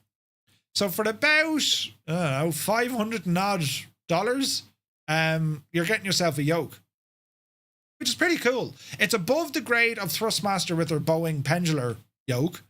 Not quite up there with the likes of Moza and, CLS. But the fact that you have modules on this now, this kind of changes things. Now, everyone wants force feedback on a yoke. Now, I can say having force feedback on a yoke is a game changer. Game changer, lads. Especially if you're flying in general aviation. It's a game changer. But having this sort of modular stuff coming into hardware, this is a great sign. When we're starting to see developers go this route. Meridian, they came up with the concept not too long ago. We haven't seen the gear yet, but they came up with the idea. Modular. I love this, man. It just means that the cost to entry is lowered and you can kind of build on it over any amount of time. And who knows what sort of upgrades or new panels come out in the future. Jesus. It's pretty cool. Embraer for the handlebars. Yeah, it's pretty cool, isn't it? So great news there from Virpil. As I say, like it's a huge project that they're doing. Risky, maybe that they're not going with force feedback, but when you consider the pricing, it's kind of all right then, isn't it? What do you think? The cheapest force feedback is going to be Moza. Between the base and a yoke, it's the bones of $1,000, right? The CLS stuff, the bones of about $1,400. Then you go Brunner, way up there. They're up at like $2,000. So this is definitely a viable option for sure, especially with an Embraer. Phenom. Raoul needs this in his life. It needs to happen. Do you know? So great stuff there. Moving on. Jeez, look at the time. I'm talking all evening. The audiophile's choice. The Boris Audio Works refines the 737. So Boris has updated the 737 sounds. Now, lads, I'm kind of on the fence on this. Not to take away from Boris Audio Works, because Boris does incredible work. The question here is, does the 737 actually need it, considering the work that Echo 19 has put into that PMDG 737? I think the sounds are excellent. They really are good. So it's hard to call, you know? It's a free upgrade if you had the 2020 version. So naturally, if you had the 2020 version, you're going to give it a blast, right? But if not, you can pick it up. I don't know. You can pick this up for about 15 quid, I think, is it? You can buy them. Do we not have the price? Yeah, they're about 15 Australian. So $10, right? Very interesting. I'm happy enough with the current sound set on the 737. I will have to give these a blast just to see. Energizer says, I've tried both, and in my honest opinion, yes, the engine sounds are much better. Which one, Energizer? PMDG or Boris?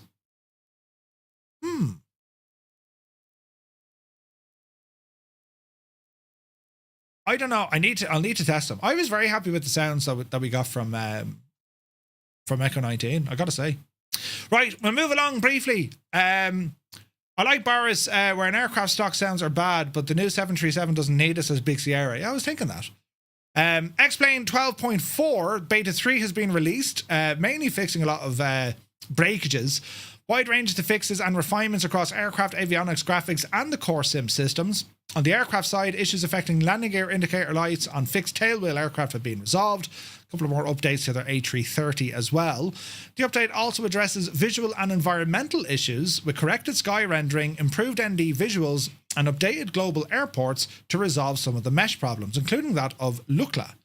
ATC reliability has been improved with the restoration of missing ATIS at some airports, while avionics have seen fixes when it comes to the high-speed displays of their X1000s. Stability and usability remain a key focus, with multiple crashes resolved across UI, multi-monitor and 2D panel setups. Alongside smoother ground vehicle docking and improved camera data, VR users will notice fixes to the radial menu and several rendering issues as well. So it's a beta, that's what X-Plane do, and these betas tend to last for 2 or 3 weeks, then they go to the next one, and so on and so forth. So they are working heavily on their sim, which is great to see. Zonos has released Tokyo Haneda, or they're working on Tokyo Haneda for X-Plane. It's entered a beta, and this is going to be made available very soon. Little introduction is needed, as the busiest airport in Japan, serving the greater Tokyo area, and an international hub handling tens of millions of passengers each year. The full release will be coming out soon. So Haneda for X-Plane, that should be a lot of fun. Energizer says, yeah, the Boris engine sounds, but their sounds are like on default too. Ah, I see. Been trying to get Pro Mods running again. 3 hours in stress. I realise you need the new Nordic Horizons. Good man, Briggsy. Now, Flight Sim Weekend, they've made an announcement there. Shout out to Gibbo for the heads up. So Flight Sim Weekend, which is happening this year in March, between the 20th and the 22nd, over at the Aviodrome in Lelystad in the Netherlands. I shall be there, and we're going. But also, Microsoft Flight Simulator are also going to be in attendance, and they'll have a booth this year, which will be their first adventure to Flight Sim Weekend. Great for Flight Sim Weekends, great for the development team and the organizer. Jesus, that was me. And to the organisers. And yeah, it's great to see Microsoft now finally able to, after last year, they didn't go anywhere. Now they're able to get out. So it's your chance to get in front of them, say hello, talk to the team, maybe learn something about the sim. I can absolutely promise you, like, I've met the team a few times. They're some of the nicest people you'll ever meet. And I genuinely mean this. Talking to any of the team with Microsoft Flight Sim, be it the community managers, some of the devs who you may have never seen before, and of course the likes of, say, Jorg, Seb, they're just nice people to chat to. They're very, very passionate about the sim.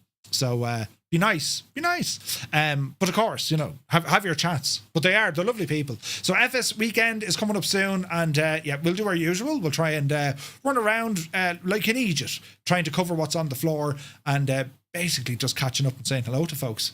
And of course, seeing what sort of news we're going to get from software and hardware. It's going to be fun.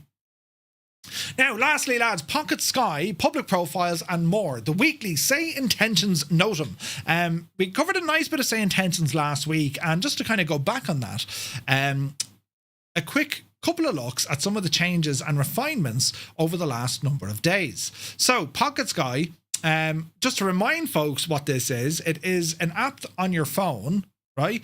And it offloads flight data, your maps, tools to your phone or your tablet. It keeps you aware of AI traffic, other live pilots and airport conditions.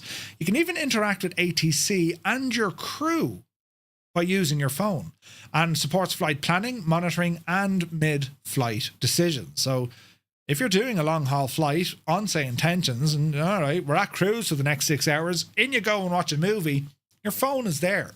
It's really, really cool. Pocket Sky is great. Plus, any conversations that you're having with ATC, it's logging it, and you can go back, oh, wait, what did I say there? So it's very, very good. Tons of options with it. They also have this scratch pad, inside Pocket Sky. So, the way on my VATSIM flights, I'm writing down information like my craft or my clearance or ATIS information, all that stuff. Pocket Sky has that all included as well. It's an amazing little app that they built. It's not even little, it's so powerful now. They've been working on their ATC and traffic updates, and we heard during the week we were talking to Oz Flight Simmer. Oz has been added as one of the voices now with Say Intentions. He can be your co-pilot or your mentor, and just have the crack. He tells better jokes than I do. I need to talk to Say Intentions. My jokes should be, by definition, better, or crap, I hate the AI generated cockpit image. It's amazing, right? People are getting turned off so fast now when they see AI generated images or content, or right? It's I don't know. Is it I don't know what it is. It's people in the future, subliminal messaging. But anyway, ATC logic fixes across all phases of flight. Taxiway and runway safety improvements have been done. Expanded global voice coverage. There's tons and tons and tons of new voices being added. And they're doing it all the time. They're not just waiting. I mean, 22 countries, dedicated voice sets for Argentina, Italy, and Turkey. But more resilient traffic indexing also at work here as well. Our public profile pages, this is pretty cool. I was looking into this, and effectively what you can do, this is where you can save settings to an aircraft profile, be it a call sign, tail number, whatever. And what I mean by that is that's like your co-pilot, checklists, flows, your cabin crew. It's saving all of that so you don't need to constantly have to add them manually in time and time again. And the cool thing about that is with your cabin crew, well, they know what you did in your last flight. Jemima, how are you getting on? It's great to see you, Merv. Listen, you were in Egypt last week.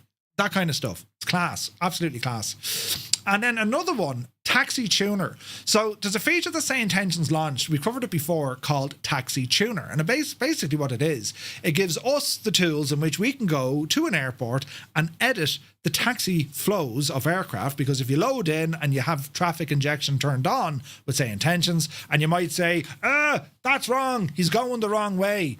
But we can fix it directly ourselves. SayIntentions gave us the tools to do it. We ramble into Taxi Tuner. We can click on the nodes of where aircraft move from.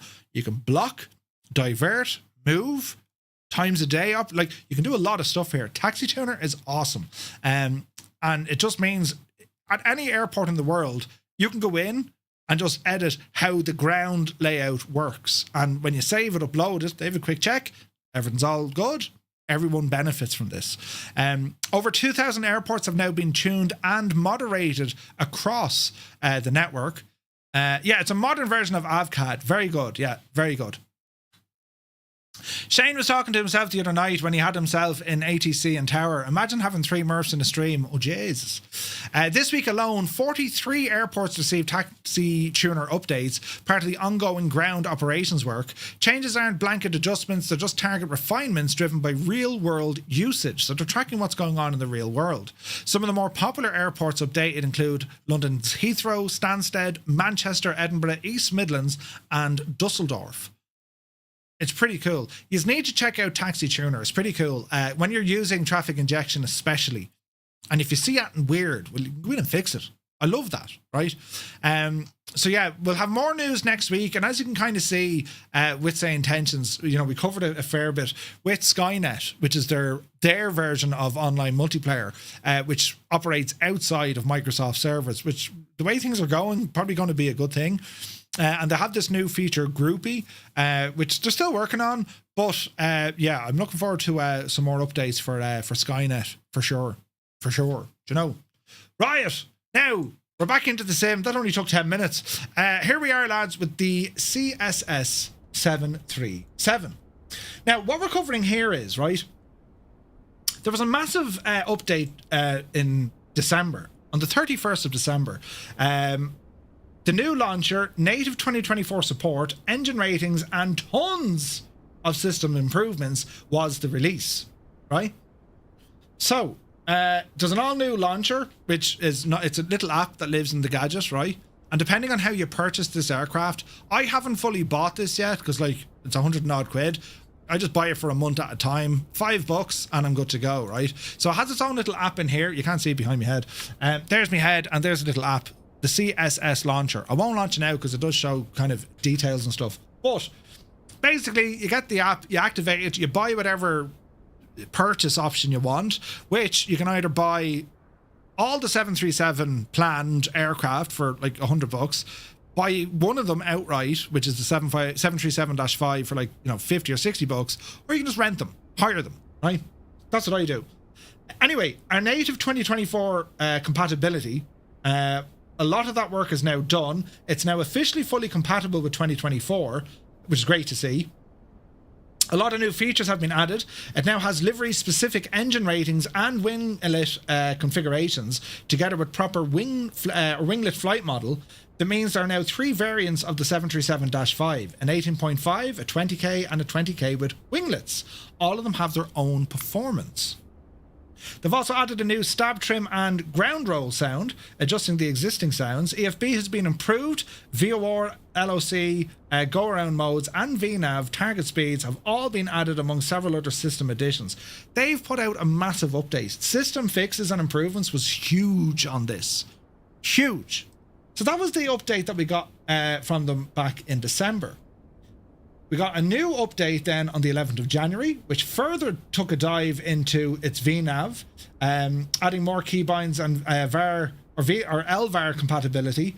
Now, it's still not ready yet to work with the wing control gear, which is a bit of a pain. But anyway, I'll probably be able to do something with MobiFlight. But they came out then with some previews of an upcoming version 2. And I'll show you this. Closely monitoring community feedback, continuing work, and they're working on version 2. And this is going to be mainly a visual overhaul of the aircraft, adding in some nice things. And you might say, oh yeah, they look great. When you see where the aircraft is at now in terms of the visuals and sounds, it's not bad at all. And considering, you know, when it comes to Boeing aircraft, it's dominated by PMDG, or if you want the MAX, iFly. And I think the iFly is still an incredible 737 to fly. It's awesome. Absolutely awesome, right? But how is this machine getting on now? With 2024, we do have a walk around, right? So they've added in those features, right? Are we on full tilt there now? Get up the hill. Just to make sure everything's nice and smooth, like. So when it comes to the modeling, I think it looks fantastic. I mean, it's an old aircraft, considering, you know, we've seen a 737-6 that was released by PMDG. This is the -5. This was kind of like at the tail end of their classic line out, and it's very, very pretty. Some aircraft have the winglets, some don't, right? And some of the finer details, I mean, when you get up close and personal to it, well, you know, you can kind of see visually there's going to be differences between this and what we have at PMDG. There's definitely differences between this and the iFly, right? So just to be aware of that, I mean, there's visuals here that, you know, you'd be saying to yourself, what? Really? Right? Be aware of that. Nothing seems to be broken, but there's a few kind of places around the aircraft that you're like, that's not very good, you know? Other places, it's like, no, that's pretty good.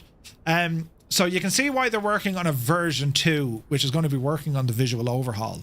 But from afar, textures, modeling, all that jazz, they have nice liveries. There's also a lot available on flightsim.to. Not bad at all. Not bad at all. But we'll jump now into the flight deck. Welcome to the flight deck of a 737-5. And again, some of the textures here, some of them very, very good. Some of them, well, you know, so-so, right? Those are textures I would have been ashamed of on a £5 add-on. Yeah, some of the textures they're rough and ready outside. Inside, not too bad, but again, it's when you start getting up close, not too close, but it's when you start getting up close, you're like, right, that is a little bit on the old rough side now, you know. It just is. But in kind of like a normal viewing kind of a scenario, it's not too bad, you know. Not too bad. So we know that a version 2 update is on the way. So if you can kind of just say, right, well, this is where they're starting from, and version 2 we're hoping to get a lot better. Well, let's see what they can do with it. So we have our tablet, and over on our tablet we have access to SimBrief, Navigraph, ground operations, performance, aircraft options, right? General,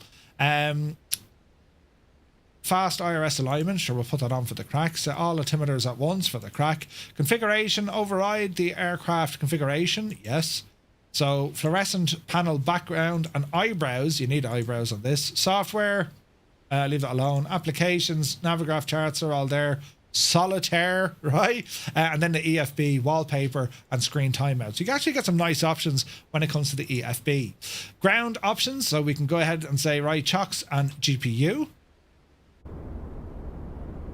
So we should get an owl GPU arriving and connecting to the aircraft. While we're waiting, we're going to go to the overhead. We're going to start with our flows and just get an idea of some of the sounds. Battery.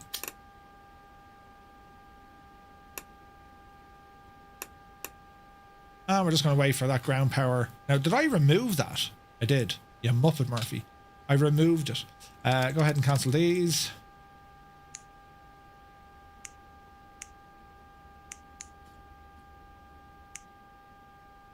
That's weird. I don't want to use the parking brake. Chocks are in anyway. Right, ground power unit powers on. Have a listen. Okay.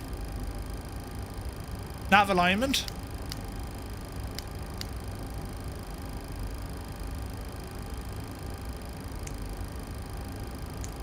Flight recorder test.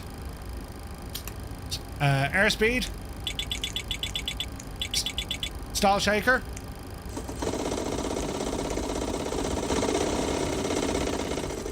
Sounds aren't bad, right? What else do we have? Let's get some lights on up here. Galley power on. Yaw damper, leave it off. Fuel pumps, go ahead and fire them on. And what else do we want here? Electrical pumps coming on. Inside the aircraft with the cabin, well, you know, it's she's not going to be the same kind of fidelity of what you're expecting, even with PMDG now. It's not bad, you know. It's very much kind of. Is it even fair to say it's kind of 2020 standard-ish, low standard, right? They're not crap, but they're not very, very good, right? But we know they're working on a new one, so there's no point kind of having a whinge and a moan about this, right? APU, let's get some sounds now, proper sounds. And again, if you look at the flows and the systems, you're getting an idea in terms of, well, no, it's following precisely what it should do, particularly with that APU. Low oil pressure coming on, press and hold her switch, usually about 3 seconds release, then she should fire up, unless I did it too early. Shouldn't have, though. The second time. There she goes. And we'll get sounds from outside. Have a now listen.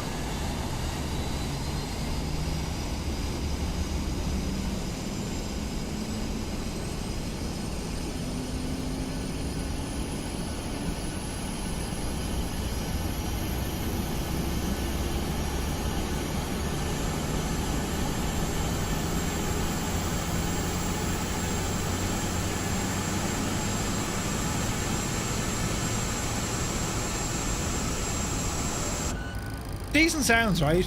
Now the question is, how much is the plane?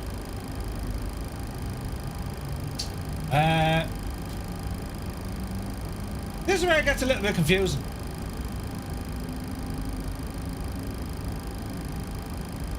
So, you can rent the aircraft for 30 days. That's $5 a month. Rent it, right? Digital 74, welcome in, buddy. So, you can rent the aircraft for 30 days for a $5, or you can rent the aircraft for a year for $50, or you can buy it for $120 or $120. But they also updated their pricing here as well, or they were going to at least, because I think you're able to buy one variant for like 60, right? But I'm not sure that's available, or they haven't updated their website yet. So it works off either a subscription version, or you buy it outright. Now, it's important to note that $120, it's not just for this aircraft. They're bringing in all the fleet for that, right? A one-time purchase of $120. So what they're saying here is, they don't say it really well on the website. FAQ. I don't know.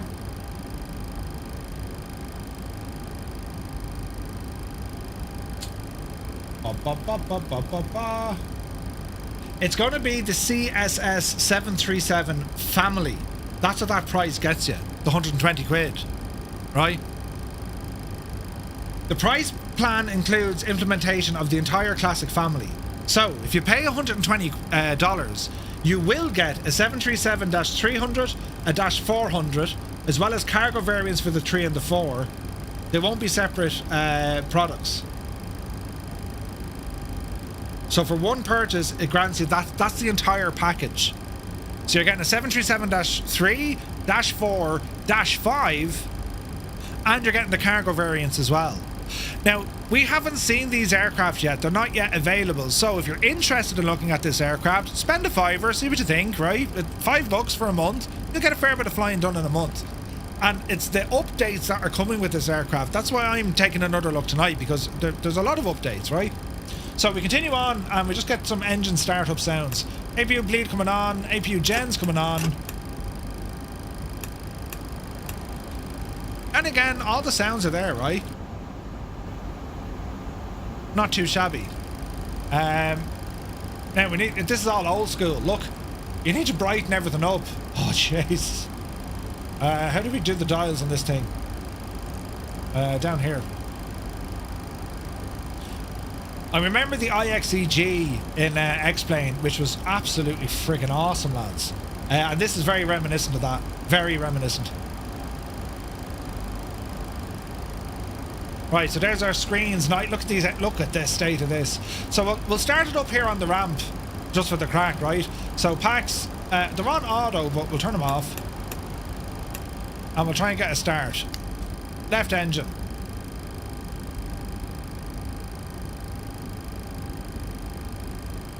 We need to brighten this panel.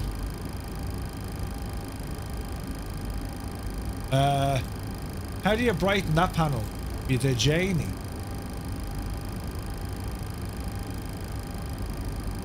It is very dim. It must be here. There we go. Okay, fuel. And we'll have a listen to the engine startup.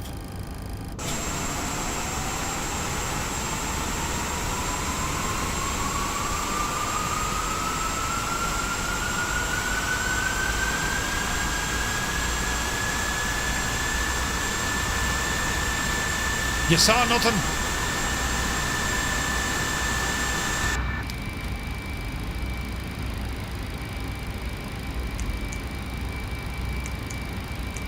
Why won't the parking brake engage?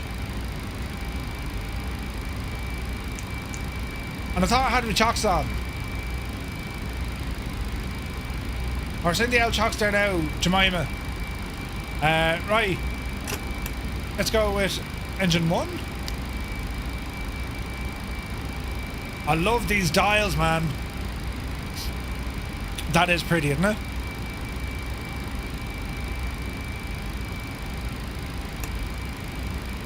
We should have waited until about 23, but anyway. Flight controls.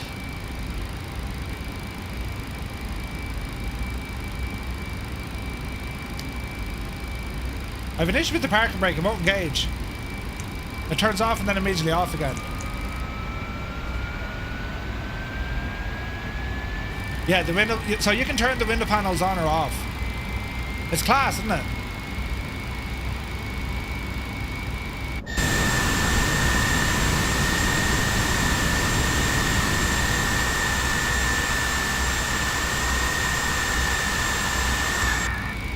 Okay, flight condition, that's okay. Ignition. Okay, so there's our engine up and running. And what we'll do now, we'll have a listen to the owl. Well, we'll give it a bit of socks, will we?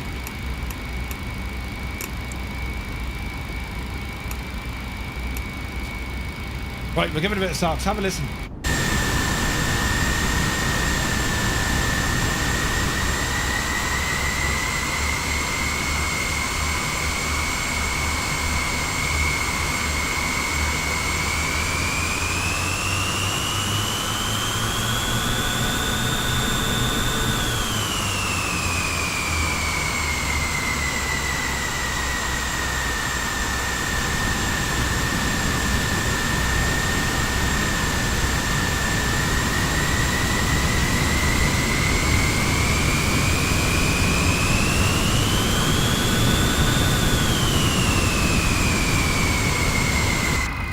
Like, it's not terrible.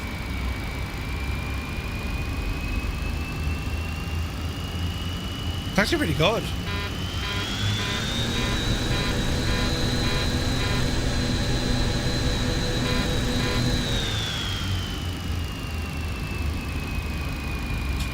So there'd be the sounds. Night lighting. Let's have a look. I think the night lighting is gorgeous, isn't it?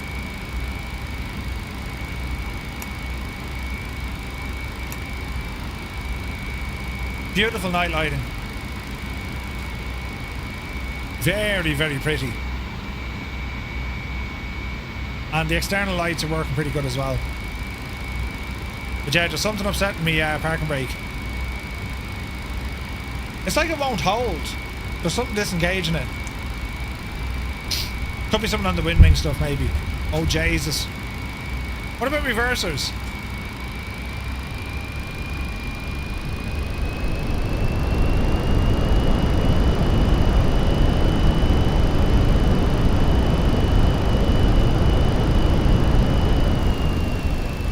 Does the parking brake work if you set it with the key? No.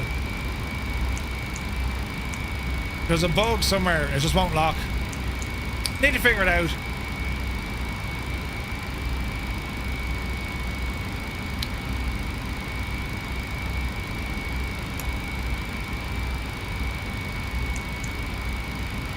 No idea, lads.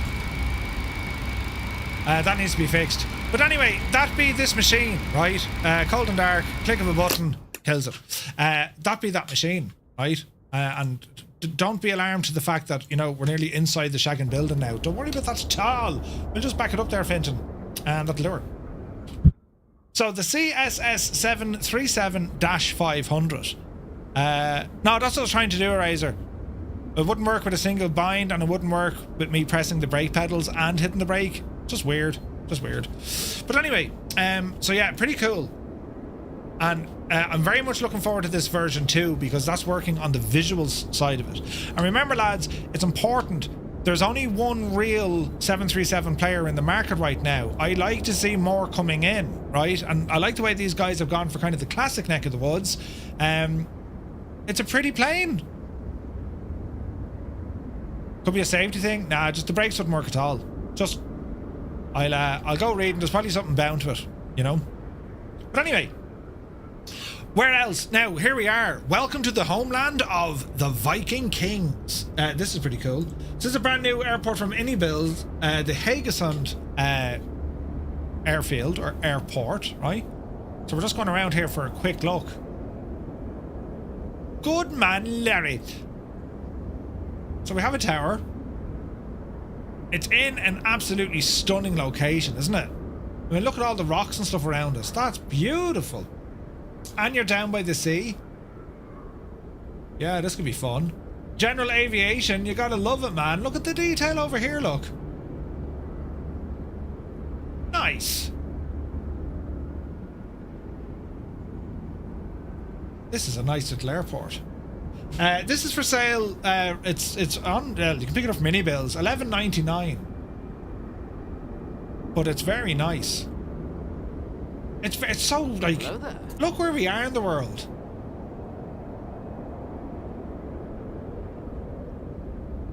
I'm about to make me day now. You watching? Annie Skoda.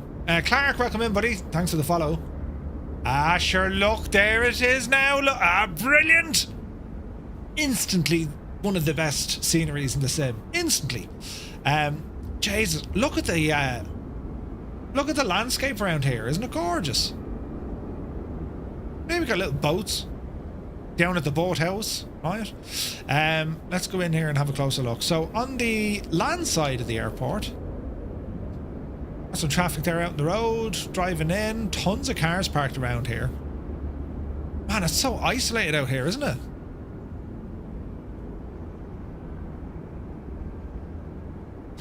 Alright, ramble in. Beautiful signage.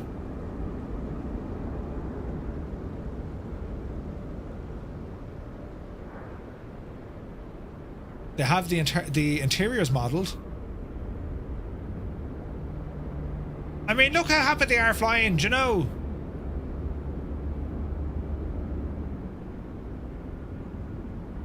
That's pretty cool, isn't it?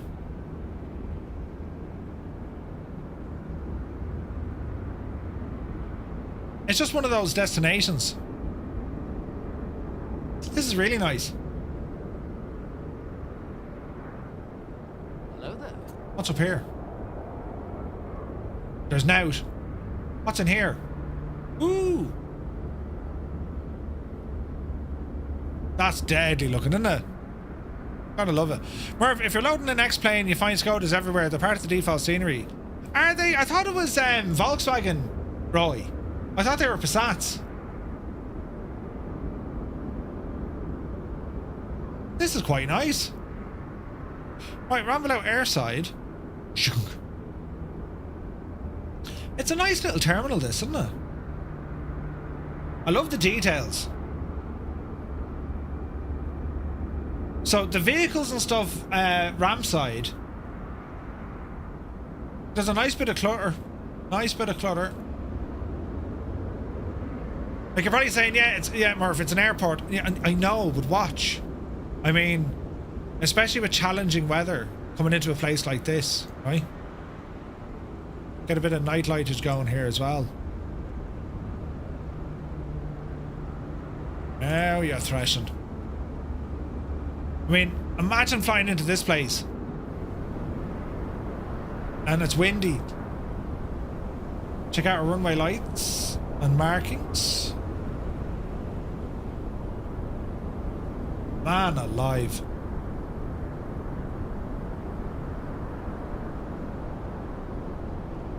You can hear the wind here already. Did a double check, there were both Skodas and Volkswagen. Oh really? Nice. Shortish runway. It looks short, doesn't it? It looks like it's going to be a challenge. Man, it's so remote. This is so remote. This is awesome. Yeah, it looks and sounds really nice. Yeah, iniBuilds, they hit a home run here. This is really nice. We'll have to fly in. This is a great airliner friggin' destination. Or even a DC-6. You know what I mean? Very, very good indeed. I love the, I love all the scenery. I love the rocks. You could be in Westport. Do you know? Gorgeous, isn't it? Gorgeous corner of the world.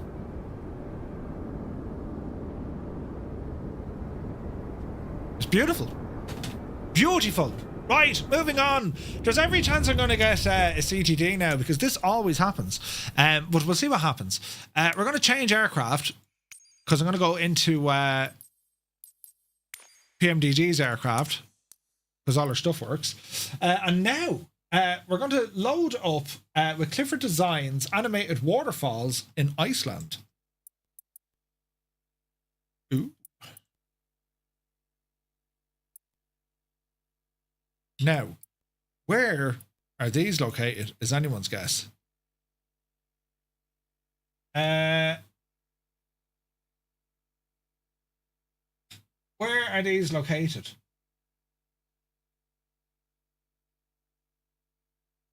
So, Dettifoss it's called. Where's Dettifoss?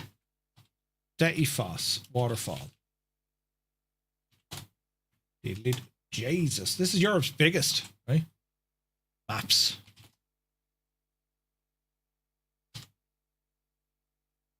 Okay, she's up this road. I can't see a thing with the cloudage. Turn off the clouds! Right, we're in here somewhere.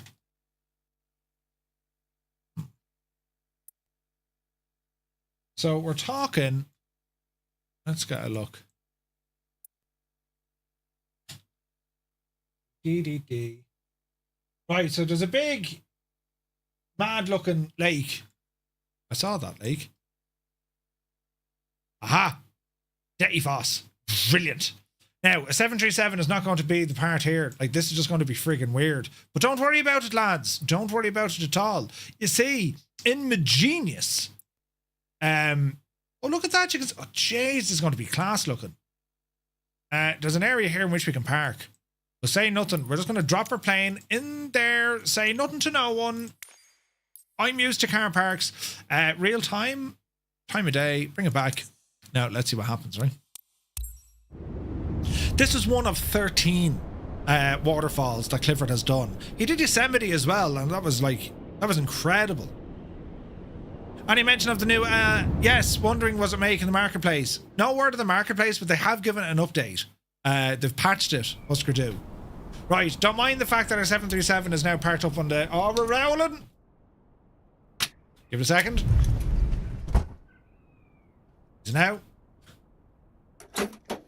Parking brakes are set. Do you know what's class about this now? Me wind panel, or me wind control panel comes alive. But we're not here just yet to look at that. We're going to look at waterfalls.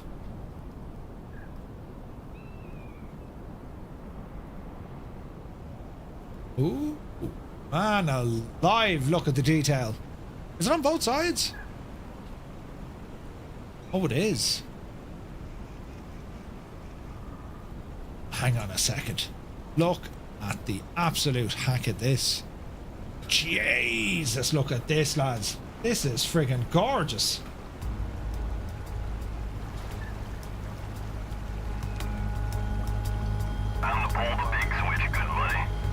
London Controller, Jamie, good to see you. Welcome in, lads. We're here checking out Cli4D Design's Iceland waterfalls for the news tonight. Hope you had a great stream. You're very welcome back.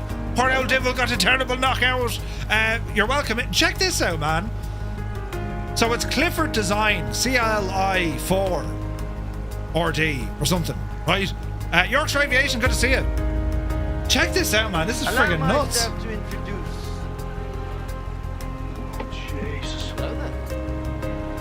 Myself. So this is Dettifoss. This is Europe's biggest waterfall, by the way. We're here in Iceland. It's an add-on, dude, yeah.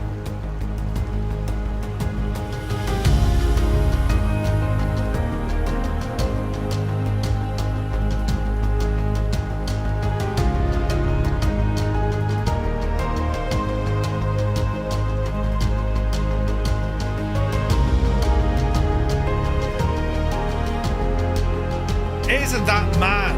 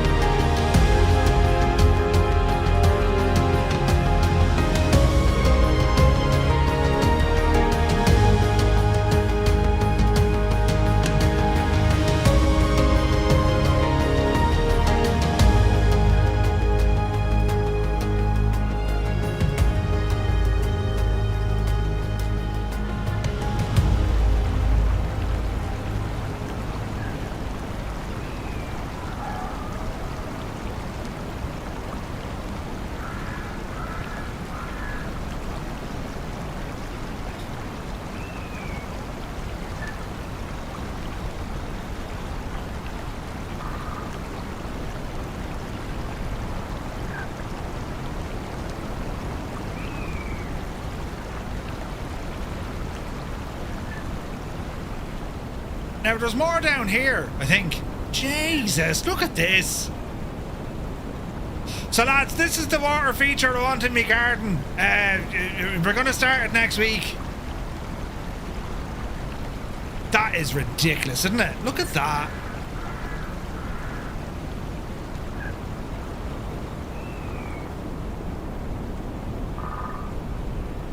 Fun fact, I'm here shaving with my battery razor and it buzzes in the exact same key as the last tune. I think there's more down here, is there? Let's ramble.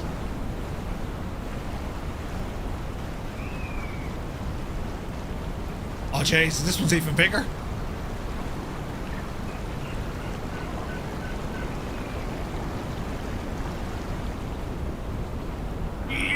Jesus.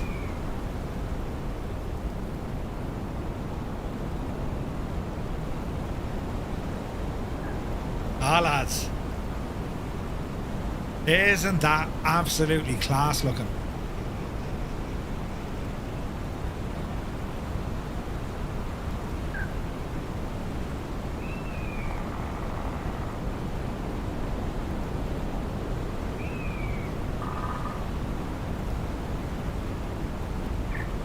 Mad, isn't it? So he's included 13 waterfalls in this region, right? And there's all various POIs around the shop as well. And this is just one of them. This is Europe's biggest waterfall. Man, that's impressive, isn't it? No performance issues at all. Iceland, look at the state of it, lads. Isn't it savage?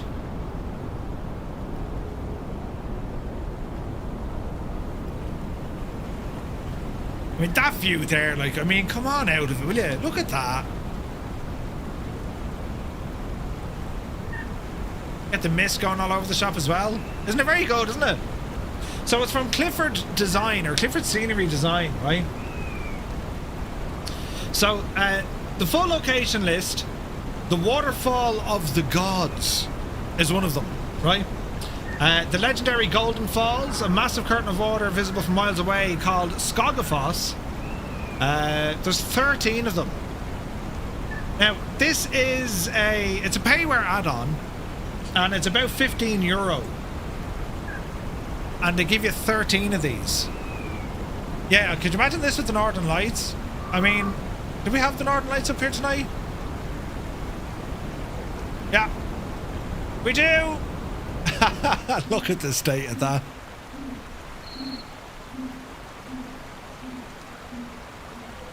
Does anyone need to pee? Jeez. That's mad, isn't it?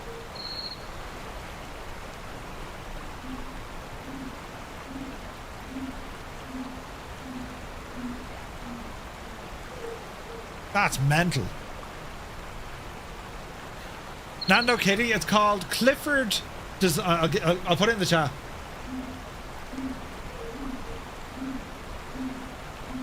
Where is this now?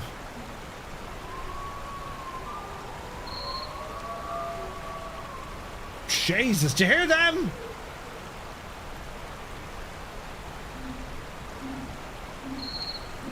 Jesus. You can grab this little ticket over on iniBuilds. They are selling it for £13-ish. Here's the link in the chat, lads. That's mad, isn't it? We'll check it out during the day and we'll go to summertime, will we? There we go. Ah, Jesus, look at this now.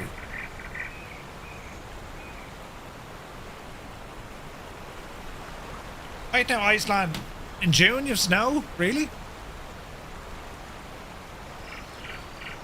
July?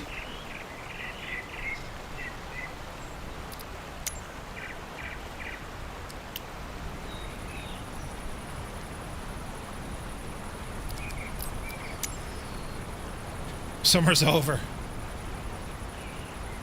What do you think? It's very, and this is only one of them, right? There's, as I say, there's 13 in this region to go exploring. This would be great in a chopper, but it's very good, isn't it? That's cool, man. Yeah, Husker, 100%, man. You can see it from the main menu. If you want to go tracking the Northern Lights, you'll actually, and the Southern Lights for that matter, you'll see them in the instant menu in the world map. It's pretty cool. This is savage, man. Reminds me, do you remember Jefferson did Victoria Falls for us?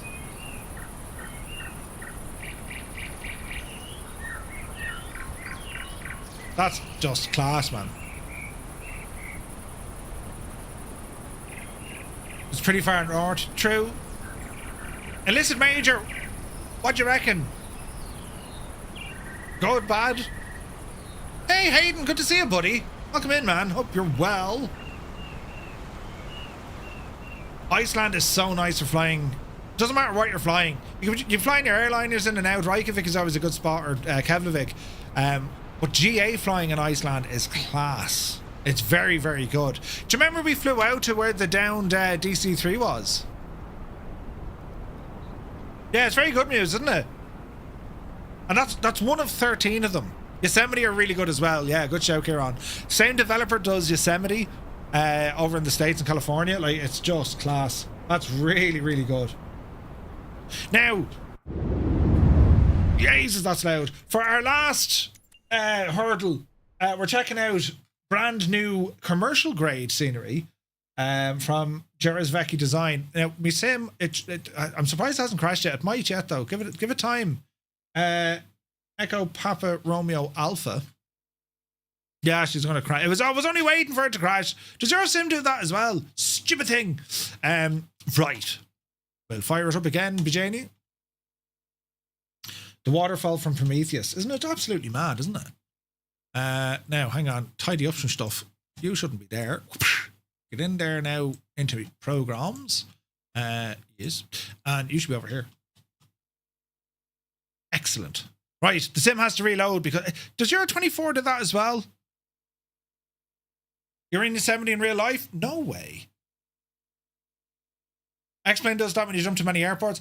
It doesn't matter if I'm jumping to an airport. I could have went in to change the aircraft. And it crashes as well. I've no idea what it is. I ran a you can do like you can look at here's one for you. You can run hang on, I'll show you, right? So if you go into where your Flight Sim 2024 stuff is, right? And if you go down into, is it local cache?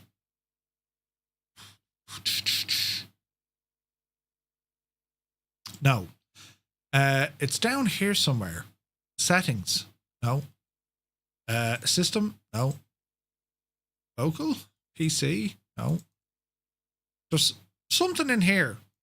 So we'll keep crash reports somewhere handy. Where is it? Scenery index files? No. Sim objects? No. Where's the no, it's not in there. Where's the local state? Here we go. Asobo report old crashes. Right? The 21st. That's today. And that was the crash we had, right? Did you ever try this? If you go over to an old I don't know, a ChatGPT, for example, right? This stuff can help you. What can I help you with today? Analyze this file. What should I do to make MSFS 2024 run better and more stable? Question mark. He's ready now, right? So we're going to open this divil, copy, paste it, and then hit enter. Notice now, right? It's thinking for an answer. We're doing science here now, lads. You know, I still get WASM crashes. Really? My sim does that all the time. Initiate a flight, go back to the menu, initiate again, and crashes. Okay, so it's a sim. It's a sim thing. It doesn't do it on Roy's version. Ooh. Thought for 19 seconds. Here's what your crash log is actually telling us. There was an access violation. Classic. Most commonly caused by a buggy module add-on or driver issue. The callback points strongly at chase plane. Your raw call stack Win64 starts with a pile of entries, very suggestive that the crash happened inside of chase plane or its bridge right before the sim went down. You have at least one failed WASM module from WinWing. A failed WASM doesn't always mean to crash the sim immediately, but can absolutely stabilize the gadget. So it's telling us to update the WinWing app, which we have, or remove it. You're running a heavy tool stack. Say no more, say no more. LOD is too high, or it's high. The exact plan I'd run first. Isn't it handy? It's a way of like, now, pinch of salt with this stuff, lads. But it is handy, isn't it? You know, or with ChatGPT, ask it to go into genius mode. Use genius, learn to spell, Murphy, genius mode for Microsoft Flight Sim 2024. If this breaks the internet, Big Al, you're going to get a kick. All right, Murph, let's genius mode it. Ah, brilliant. Genius mode, the 20-minute make it stable procedure. Phase 1, prove the base sim is stable for 5 minutes.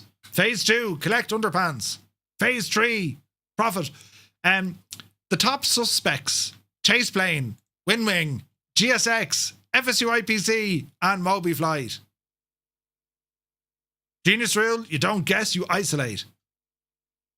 Run shotgun. Kevin, listen.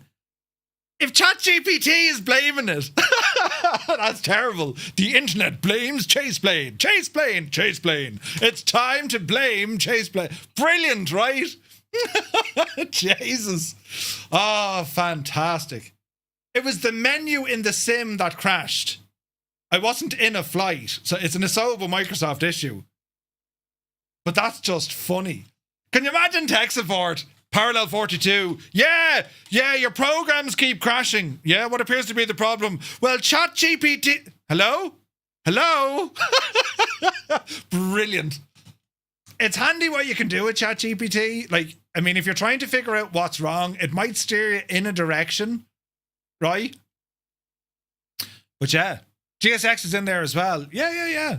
As is Moby. We have internal builds. I can send you to see if that's it. No, there's no panic. Ask ChatGPT who Tom Murphy is. Are you mad? No, the issues I'm having with the sim, the issues I was having with Chase Plane, I had one crash or two crashes with Chase Plane, and that's because I was using internal cameras during the cinematics, and I just stopped doing that and all is grand. Till whenever it's updated, right? But the issue I was having, EPRA. If I go into if I do this flight now, right, and then I'll come back in, and I could be in the settings, I could go into the marketplace, I could just do a search for an aircraft, and it'll give me the same problem. It will CTD. And I'm not the only one getting them. Therefore, hang on, there's a military and a civilian side. Therefore, to me, this is definitely a sim issue. You know what I mean? Is that scenery loaded?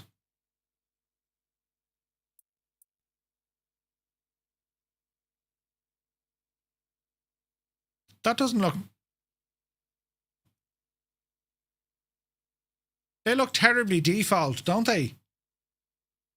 EPRA. Yes. Did I shag it again? Hang on. Local. Packages. Community. Drzewiecki Design. Oh, Jesus, Murphy, you're such a muppet. Right, hang on. I need to fix this. I downloaded the shagging thing. Why didn't that install? Right, say nothing to no one. All will be well in the realm. I just need to fix the thing here now. My downloads. Go to folder. Not for crying out loud. It has its own installer. Right, hang on. We'll get to the bottom of this now, lads. So we will. Hang on. We need to make sure the sim, is did. To look at this big Jesus. Listen, right, end the task. Get out with fire. Right, now, run away. No, run anyway, not run away. Imagine if you can change the names of windows. Instead of saying run anyway, run away. Right, brilliant. Yes. Hello. Yes, Bjani. 24. Open product manual. No. Remove 3D people. Remove parked cars. Remove static aircraft. Install. Local packages limitless. Local cache. Packages. Okay, it's putting in a strange place. Yeah, it's me. I mean, I do this stupid stuff so no one else has to. But running a heavy tool stack, right? If you try to go into drone mode before Chase Plane loads in, it'll CTD, I find. Unsure if that's what you did. Really? No, that's not what I did. Chase Plane has been like bulletproof for me. No issue. The odd time it might kind of move, but like it's already building, right? The odd time, like it'll give you a camera transition and then go, hang on, what? And then it goes back. Well, I've never seen any major issues with it. Right, simulator. Fire it up there now, Bridget, and sure we'll see. Welcome to Breaking Things with Murph. Yes, we're very good at this, lads. So this one here, it's a freeware scenery of the payware quality. Well, at least that's what it says on the tin. We're going in now to inspect it for ourselves, you see. You can get this from Orbex, right? You can get it from a couple of places. I got mine on Sim Market, but you can get it from a couple of places. The link I have is from Sim Market. So it depends, you know, where you grab it, but you can get it on Orbex as well. I'm looking forward to seeing this now. I'm all excited. I'm also excited for our flight tomorrow night because I get to use all my new fancy schmancy wind control stuff. Do you know? Actually, yeah, I'll need to adjust that camera. I'll do that in the morning. Will someone remind me in the morning? Oh, nice one. You dropped in a couple of pictures of what the place actually looks like. And yourself. Oh, Jesus, look at this. Oh, sure, look at. Waterfalls, you know, they're like the tropical kind of, wouldn't you love to be, you know, in the water? In Iceland, though, if you did that, well, let's just say you wouldn't be inclined, you know? You wouldn't be inclined. So I don't have the picture. Well, I can't show you now because I turned off my camera. But this is me wind control setup now, lads. That's what I'm looking at there now. Hey, look. Ooh. Not fancy, isn't it? So we're going to be flying with this tomorrow night. Ooh. It's almost like your backyard waterfall. Scott, I need to inspect it, you know, for safety. But yeah, so I have a Corsair Xenon, which is just a savage bit of equipment, but very expensive. Airnaut did a good video there today, picking up a cheap Preychen monitor. You know the touchscreen I have? That's a Preychen, right? Markinus, welcome in, buddy. Thank you for the follow. So like you can actually drop your panels down onto a little screen in front of you if you wish. You know what I mean? But if you saw how I built this, you know, by the cardboard boxes in which the stuff came from, putting black tape on it after I took them out of the bin. And it's as sturdy now as that ladder in Home Alone 2. If you know, you know. But yeah, I'm very much looking forward to using this tomorrow.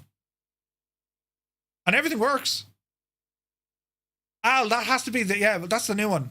What's it like? Well, yeah, that'll work. For anything at all, you know. So that's what's in front of me here now. You can probably get a bit of a look from over here, look. If I turn out, I've hit all my cameras. Where does this camera live now? Oh, Jesus, I've moved stuff. Is that it? There it is now. Don't mind the back of my head. Here's my stuff with me things, look. Doesn't it look very fancy, doesn't it? I mean, you know, that's me, like, with you. And then the mag for the auto throttle, that's deadly. It's a magnet. So when you flick auto throttle arm, it'll stay there. And the only way to turn it off, you need to disengage it. Now, I'll do it in the aircraft when we load in, right? Speaking of which, where's my mouse? Come back to me. Is me Sim App Pro gadget running? No, I'll have to start that. So Sim App Pro. Yup, you did, will you? Have you enough buttons? No, not really. No. So I can remove the mag. Listen to this now. Did you hear it? On. Off. Why is that moving now? That shouldn't be moving. Did I lock everything down?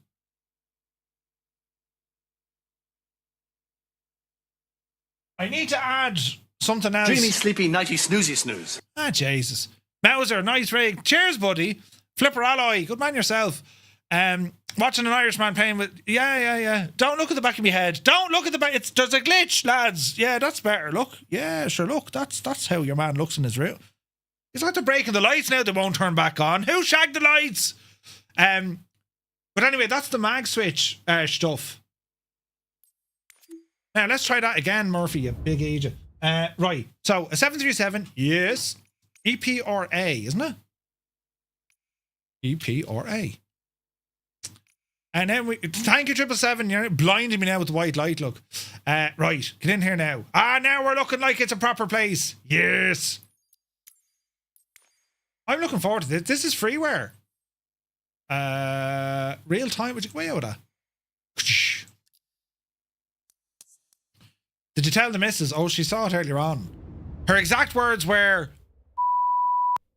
what the is...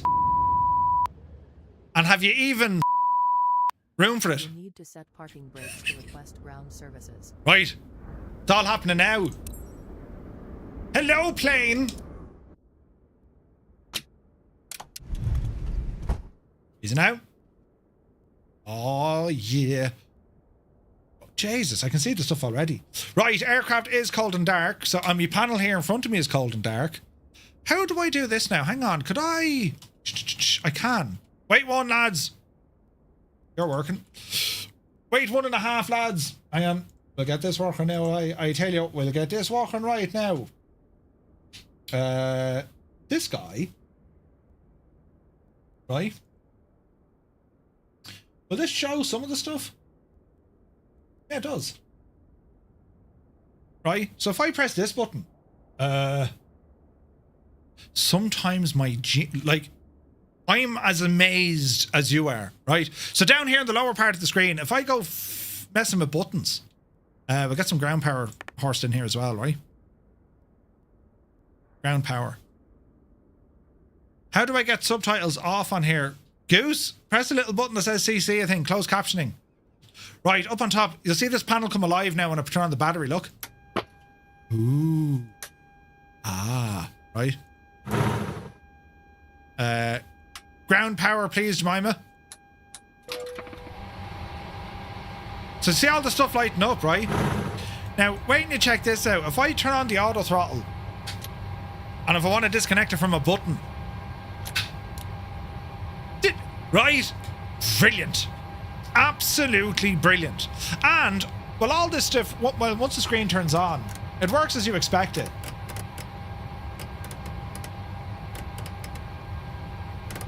Oh, that's going to be so handy. Right? We'll wait for these screens to power on and I'll show you what the rest of the crack will do. What else do you want in here? I can probably make these brighter now as well. That's so cool. When you adjust the... Look at that. Can you see that on the camera? That's class, man, isn't it?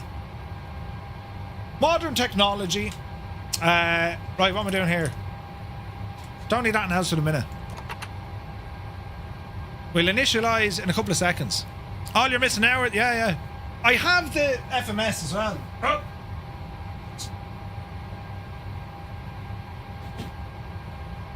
That's a Boeing, isn't it? Yeah. So I have that gadget as well. And he's going to live over here, look. Although you can't see it there. I'll need to find somewhere for this.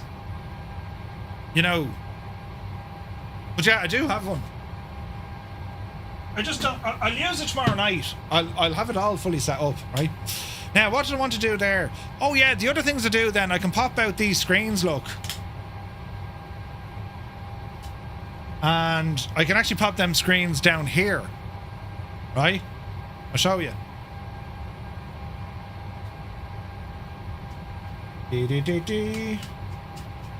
See this sort of jazz, look. So there's one. Bing. Bing. Here's the other.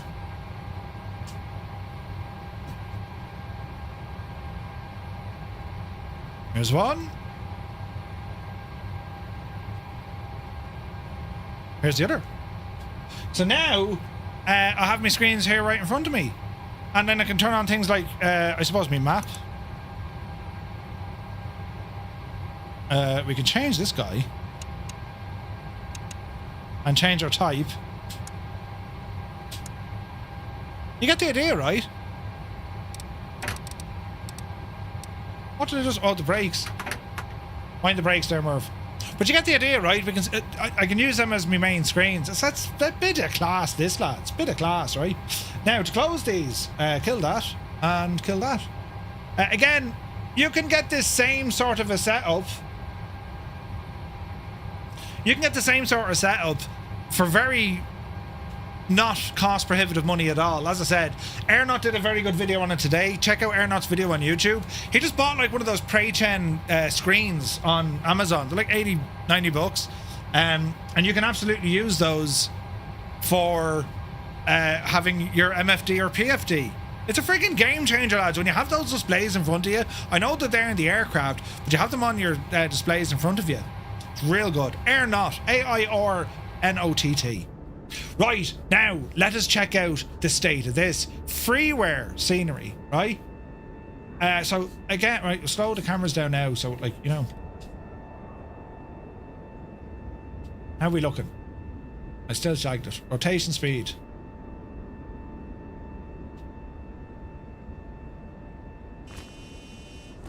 Okay, what's going on here, Chief?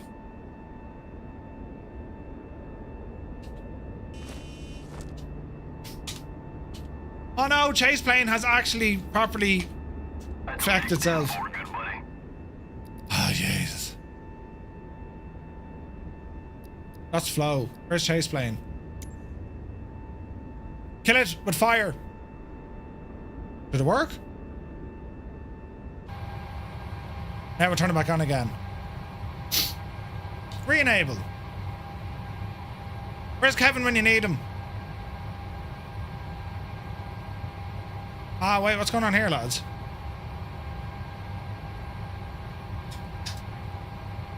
It's all gone in a terrible mess.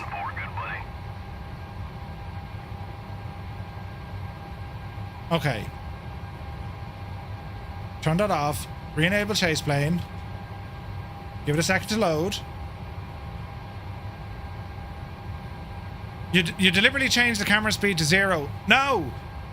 Let me explain what I did.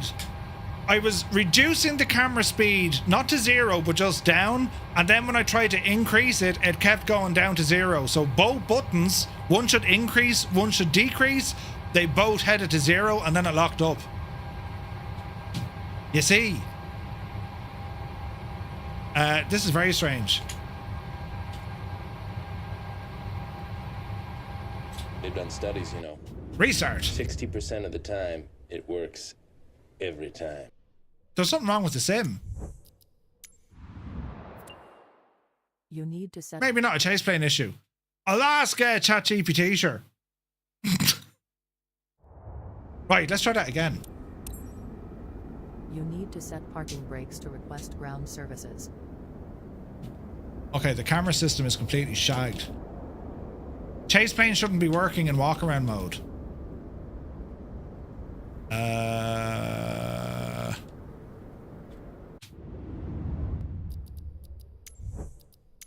Right. Oh, bloody hell, Sim. What broke all that? That's like a total murder that kill. Let's try that again. Jesus. I wonder if we check the old crash report now. That was strange, wasn't it? You could use an iPad and use screen remote. Yeah, you could do that. 100% you could do that. I use a program called Space Desk. Works great. Yeah. The only difference is more buttons. Yeah, I don't know what that was. It's like the, it's whatever hook, the camera just kind of locked itself. Strange, right? It could have been... Actually, there's one. I wonder, was it because I was popping out those screens? Maybe that was the issue, right? Maybe, maybe not. Now, let's have a look. We'll load in again, sure. Sure, we're having the crack, lads. We're having the crack. What do you have assigned to change the speed? I use the X button and then the right shoulder button. So to change the speed of our lateral movements, right? Forwards, backwards, left and right, I would press and hold X and hit L1 to slow it down. Or I'd press and hold X and press L2 to speed it up. If I want to change the roll or turn, I'd press and hold X and use LS to slow it down, or S to speed it up. So basically X, and then I use the shoulder buttons or the triggers. So on the left-hand side, the trigger and the shoulder button, that slows the stuff down. The right-hand side speeds it up, all while pressing and holding X. Never had an issue before, ever in the history of all things, ever. I suspect it could have been down to me popping out the external screens. Kevin, I'm certain it's the external screens. Because when the sim is popping out another window, you know the crack, yeah. So, yeah. Airnaut told something about chase plane issue with the external screens. There you go. So we need to turn off chase plane first. Makes sense.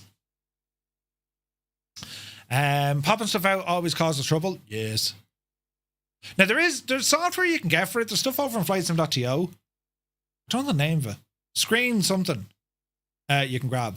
Do you know? Anyway. Before we know it, we're going to be in. I think it was mentioning a different issue with pop-out manager. Ah, pop-out panel. I'm hearing sounds, but I don't know are they in my head. I'm currently playing on Xbox. Won't go to PC. It would be $2.5 grand to get you a good setup. But you want to go to PC, Mauser? Mauser, where are you based? What country? Cork. They say Cork. If they're in your head, there's an echo. Oh, Grant, you can hear them too. Oh, you're in Dublin. Go into GG Machines. Hello there. Clam Jammer, welcome and thank you for the follow. Good to see you, bud. Go into GG Machines. Look for Rob. He'll sort you right out. That's all my computer gear is GG Machines. Yes. And say you know me. Yeah, say you know me. Say, you watch that big idiot on the internet, Murphy. He said to come in here. You know, you'd look after him.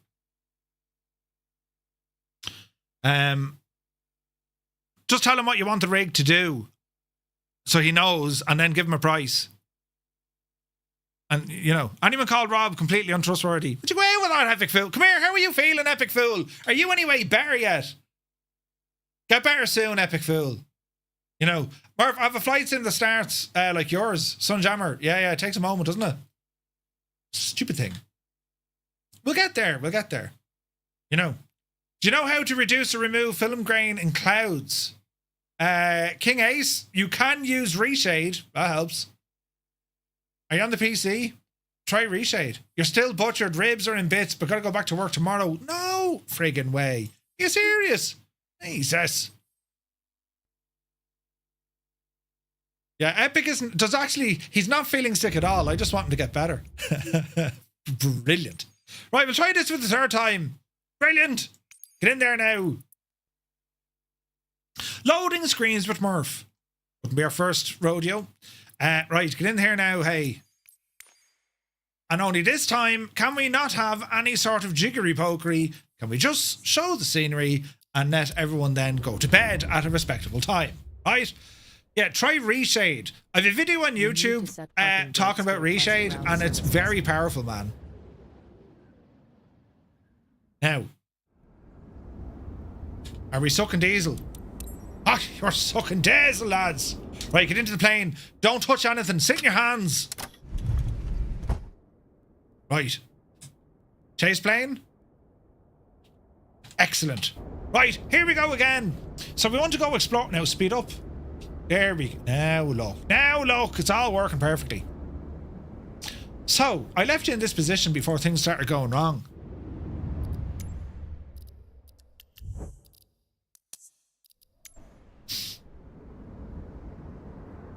Excellent. Let's get our bearings here, shall we?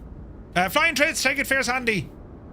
You know you say for us to say, oh, you big idiot, you ignored me. Well, oh, you big idiot, you missed me 12 months sub-anniversary. Wait, what? Stu, did I miss something? Where did I miss that?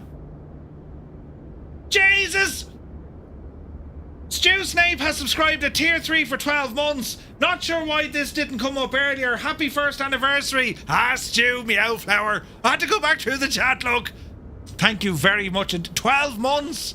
You haven't aged a day. Thank you very, very much indeed. The only thing wrong with random is the static shouldn't be there because nobody goes there. Super Tom, right? You can turn those off in the... you can turn them off in the menu. If you wish, you can turn them off, right? Clipped Out Panda, good to see you. Captain Kenobi, good to see you. Welcome in, fellas. Right. Freeware scenery, payware quality. So let us go out here and get a bit of an idea of what we're looking at first.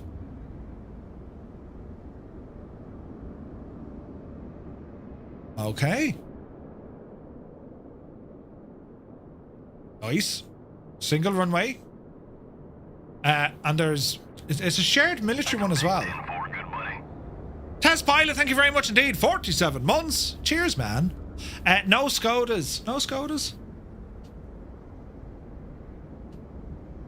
Jesus, then. O ye of little faith.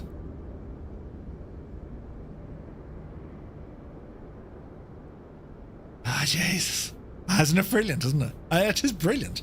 There's a Skoda right there, look. Right, let's ramble in. There's a savage detail here, look. This is only in the car park on the way in. How much is parking? Oh, there's free parking! Jeez, they even have the screens on, look. Excellent. Alright, ramble over.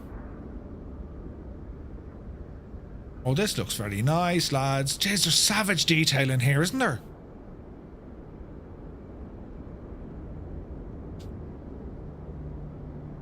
There's loads of Skodas. This is brilliant. Yeah. There's sound effects! Just heard them! Save it for your missus! Ah, this is deadly. There's sound effects. There's another Skoda that says Bolt on it. That's deadly, isn't it?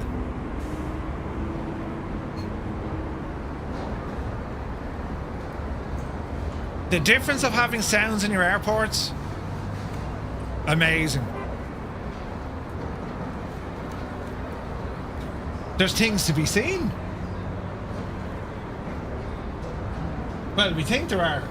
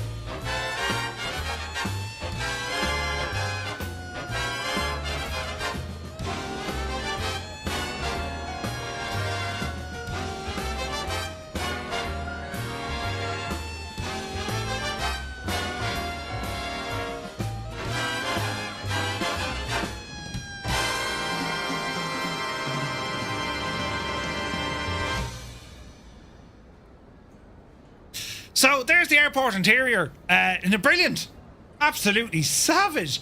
Okay, like they're talking.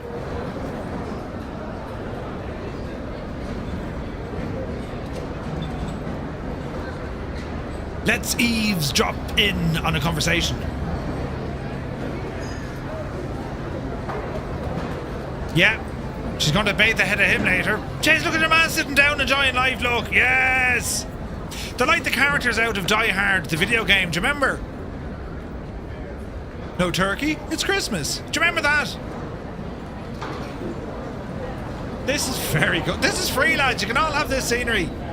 It's free to everyone watching tonight. Brilliant. So they've modelled the interior, which is just class.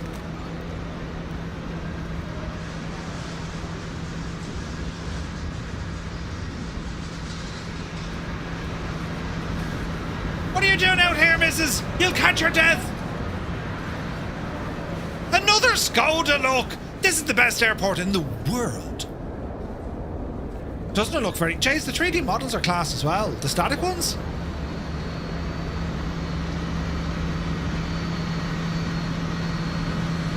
It's like we're back in FSX. This is brilliant. On today's flight. You heard an NPC talking about Murphy? Could you imagine? Oh, it's so very immersive, this. Hang on there now. Intelligence is knowing that a tomato is a fruit, and wisdom is knowing not to put it in a fruit salad. Worst chat applying ever. Intelligence and wisdom. What are you talking about, mate? Right, driving on here quick. People boarding the plane. With a sledgehammer. I just want to feel like that. Yeah. So just one. He's still at it. Jesus. This is very good. Now tell me, where's the tower? Easy Murphy?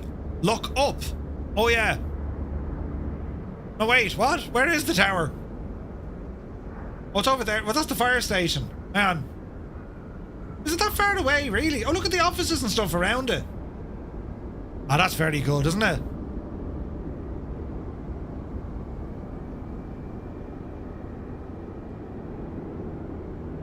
Snowplows.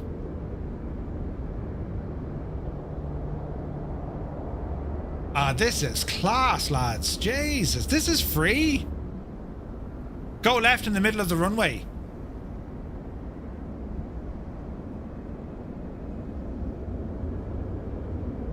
What's this stuff? Oh, the weather station. And things. Military cargo stuff. Ooh. You see, if you can see containers there, you're in the top 1% of people. Oh look, here's a tower over here. This is the military side. Deadly. Ah, Poland. A great bunch of lads. Tinted out windows, you see, you know, for security. This is very, very good, man. This is awesome.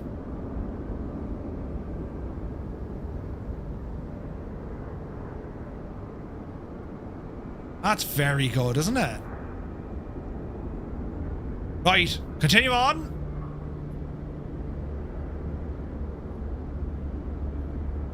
Loads of starting positions. Oh, deadly. We got some... Oh, look at the barracks, look. Get to the chopper. Deadly. Oh, look at these. Oh, the casas. They have casas. Someone needs to make a casa for the sim.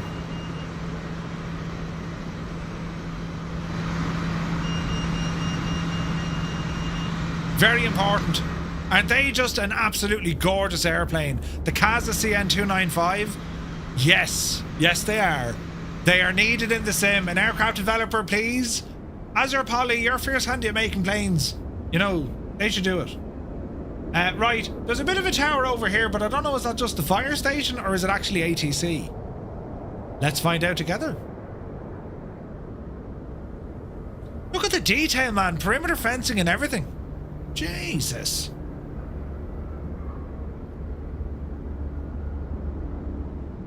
I mean, they're into their fire crew over here, aren't they? Wait. Yes!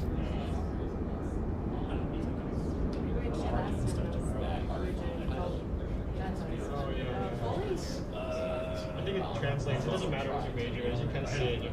I can understand that. It looks like a lot of physics. Really can bash this melon open and like, you know,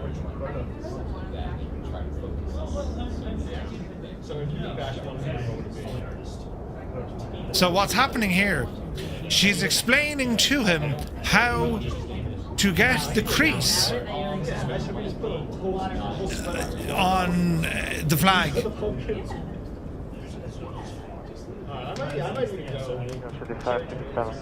Ah, no way.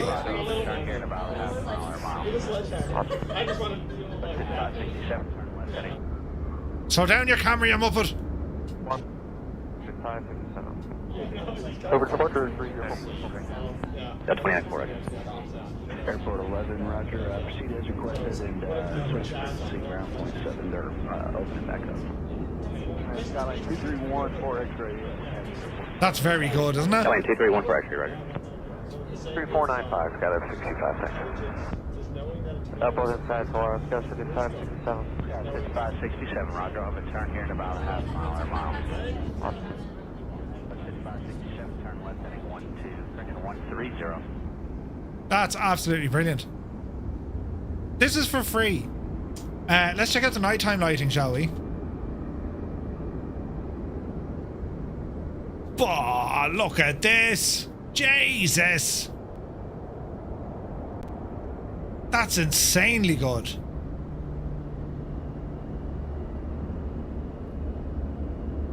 That's incredible night lighting.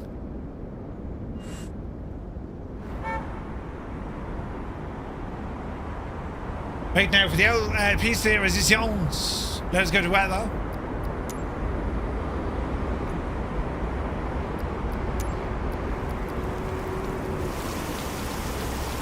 Would you come on our way out of it, Eileen? Look at this. Look at the reflections that he's dialed into it. Isn't it absolutely insane? Jesus, look at it.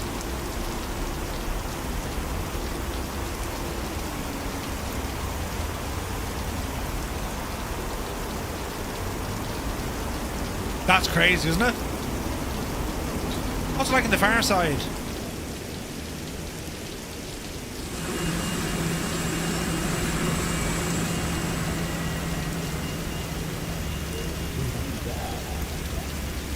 The reflections are absolutely insane looking.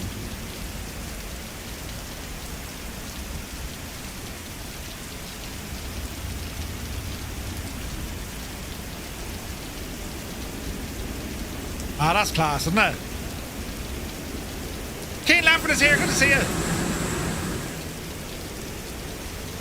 Ah, lads.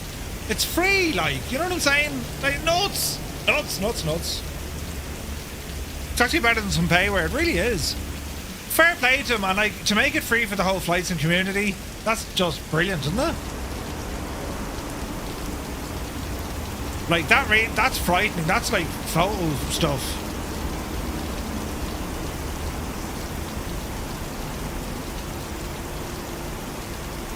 That's really good. Snow?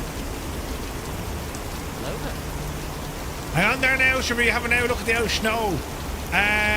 Wick, Tornox, thank you for the follow, welcome in.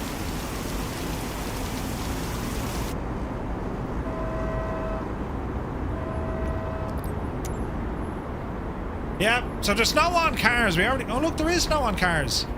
Jeez, there's snow all over the place. Oh yeah, look at that.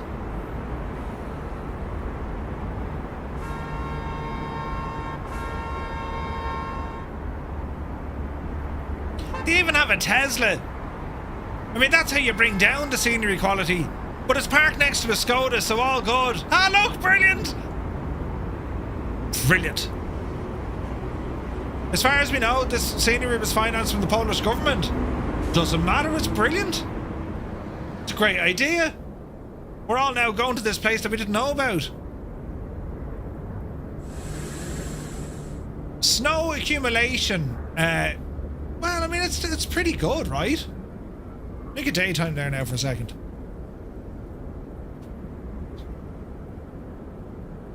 Ah, man, it's very good, isn't it? It's very good. Oh no! It's snowing inside the building! Jesus! We found a glitch! Unplayable. Yeah, but it was free, Murph. No, this is getting a 0-star rating. It's snowing inside the building. I mean, you know.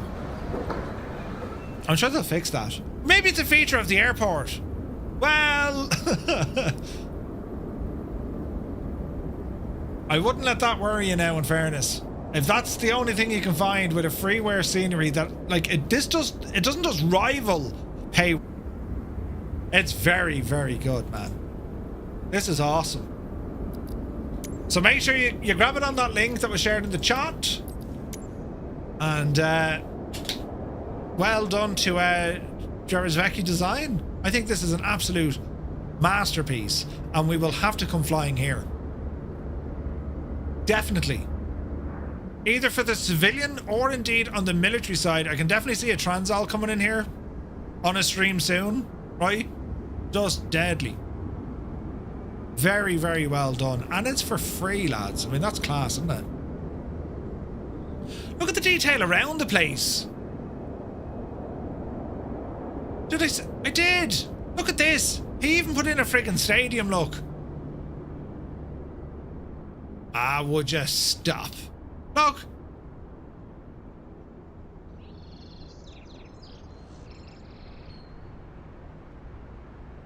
Hello there. He even put in a football stadium. Now that's mad, isn't it? Am I using chase plane? Yes, yes I am. What's it like here at night time? Oh, that's deadly. Look at that. Although the pitch is covered in snow, so it's all shagged, you know. That's the next thing to come to Flight Sim, I'm telling you. You have to play soccer. I mean, think of it, lads. Fly your plane or fly a group of players, land at the airport, ramble out over to the football pitch, and then play soccer. Even if it's like Sabutio, it doesn't matter. It'll work. You'll be grand. Do you know? Brilliant. I'm highly impressed with this scenery, lads. It is deadly. Deadly. It's very good. What do you think? The partnership no one expected and nobody wanted. Does that mean most of y'all teams would play and lose? Listen. It's not about... Oh, there's a Flixbus. It's not about taking part. No, wait. It's not about the winning. It's about the taking part, Scott. You know? It's very good. Yeah. Absolutely brilliant. What an excellent freeware scenery, lads. So, that's the story now. That will conclude tonight's Flight Sim News. I want to thank you all so very much indeed for joining us. Hope you enjoyed it. Massive shout out to London Controller, Jamie and all the lads. Thank you very much indeed for the raid. And great to see you back in action, my dude. We're back tomorrow morning at 1100 Zulu. We're going to continue on with our Navigraph Academy. We're moving into phase 2 and our focus tomorrow is on ground operations. Looking forward to that. Then we're going to plan for our VATSIM flight, taking the 737 with all the fancy paraphernalia out of Los Angeles, and we're going to fly down to Phoenix in Arizona. So yeah, absolutely looking forward to tomorrow's flight. Then on Friday night we're down under off to Australia for a group flight. So yeah, quite the busy week. So thank you all so very much indeed for tuning in, for pressing the like button, for following, subscribing, having the general crack and chat. That's what we do. You're all very, very kind, and well, thank you very, very much indeed. We did check out a fair bit tonight. We had the iniBuilds Haugesund. We had Cli4D Design scenery, which was absolutely stellar. We had this from Drzewiecki Design, and of course the CSS 737-5, which is definitely coming along really, really well. Do you know? Right, lads, I'm away now. Where's the button to end? Oh, it's over here. Right, I found it. We'll see us tomorrow at 1100 Zulu. Till then, you take care.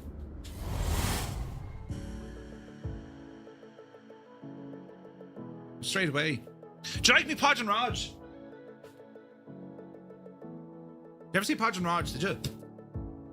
I've all me own teeth. Axe the back of me sack.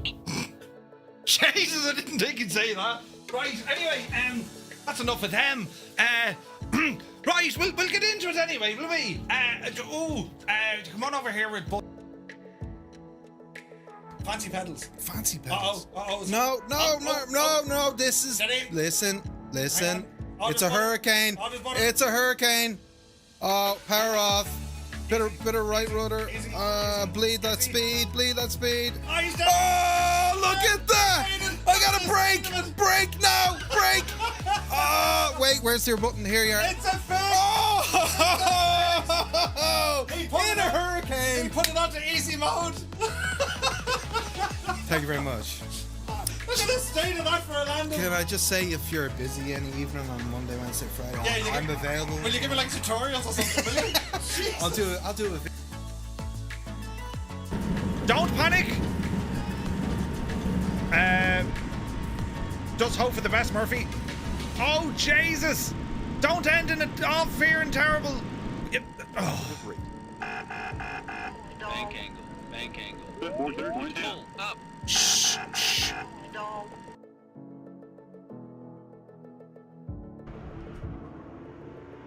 Alright, it's ball right. Hey, Rambog is here. Good to see you, man. Did I miss anyone else? Oh, Jesus, watch what you're doing, Murphy. Oh, no! The dreaded chat! I know!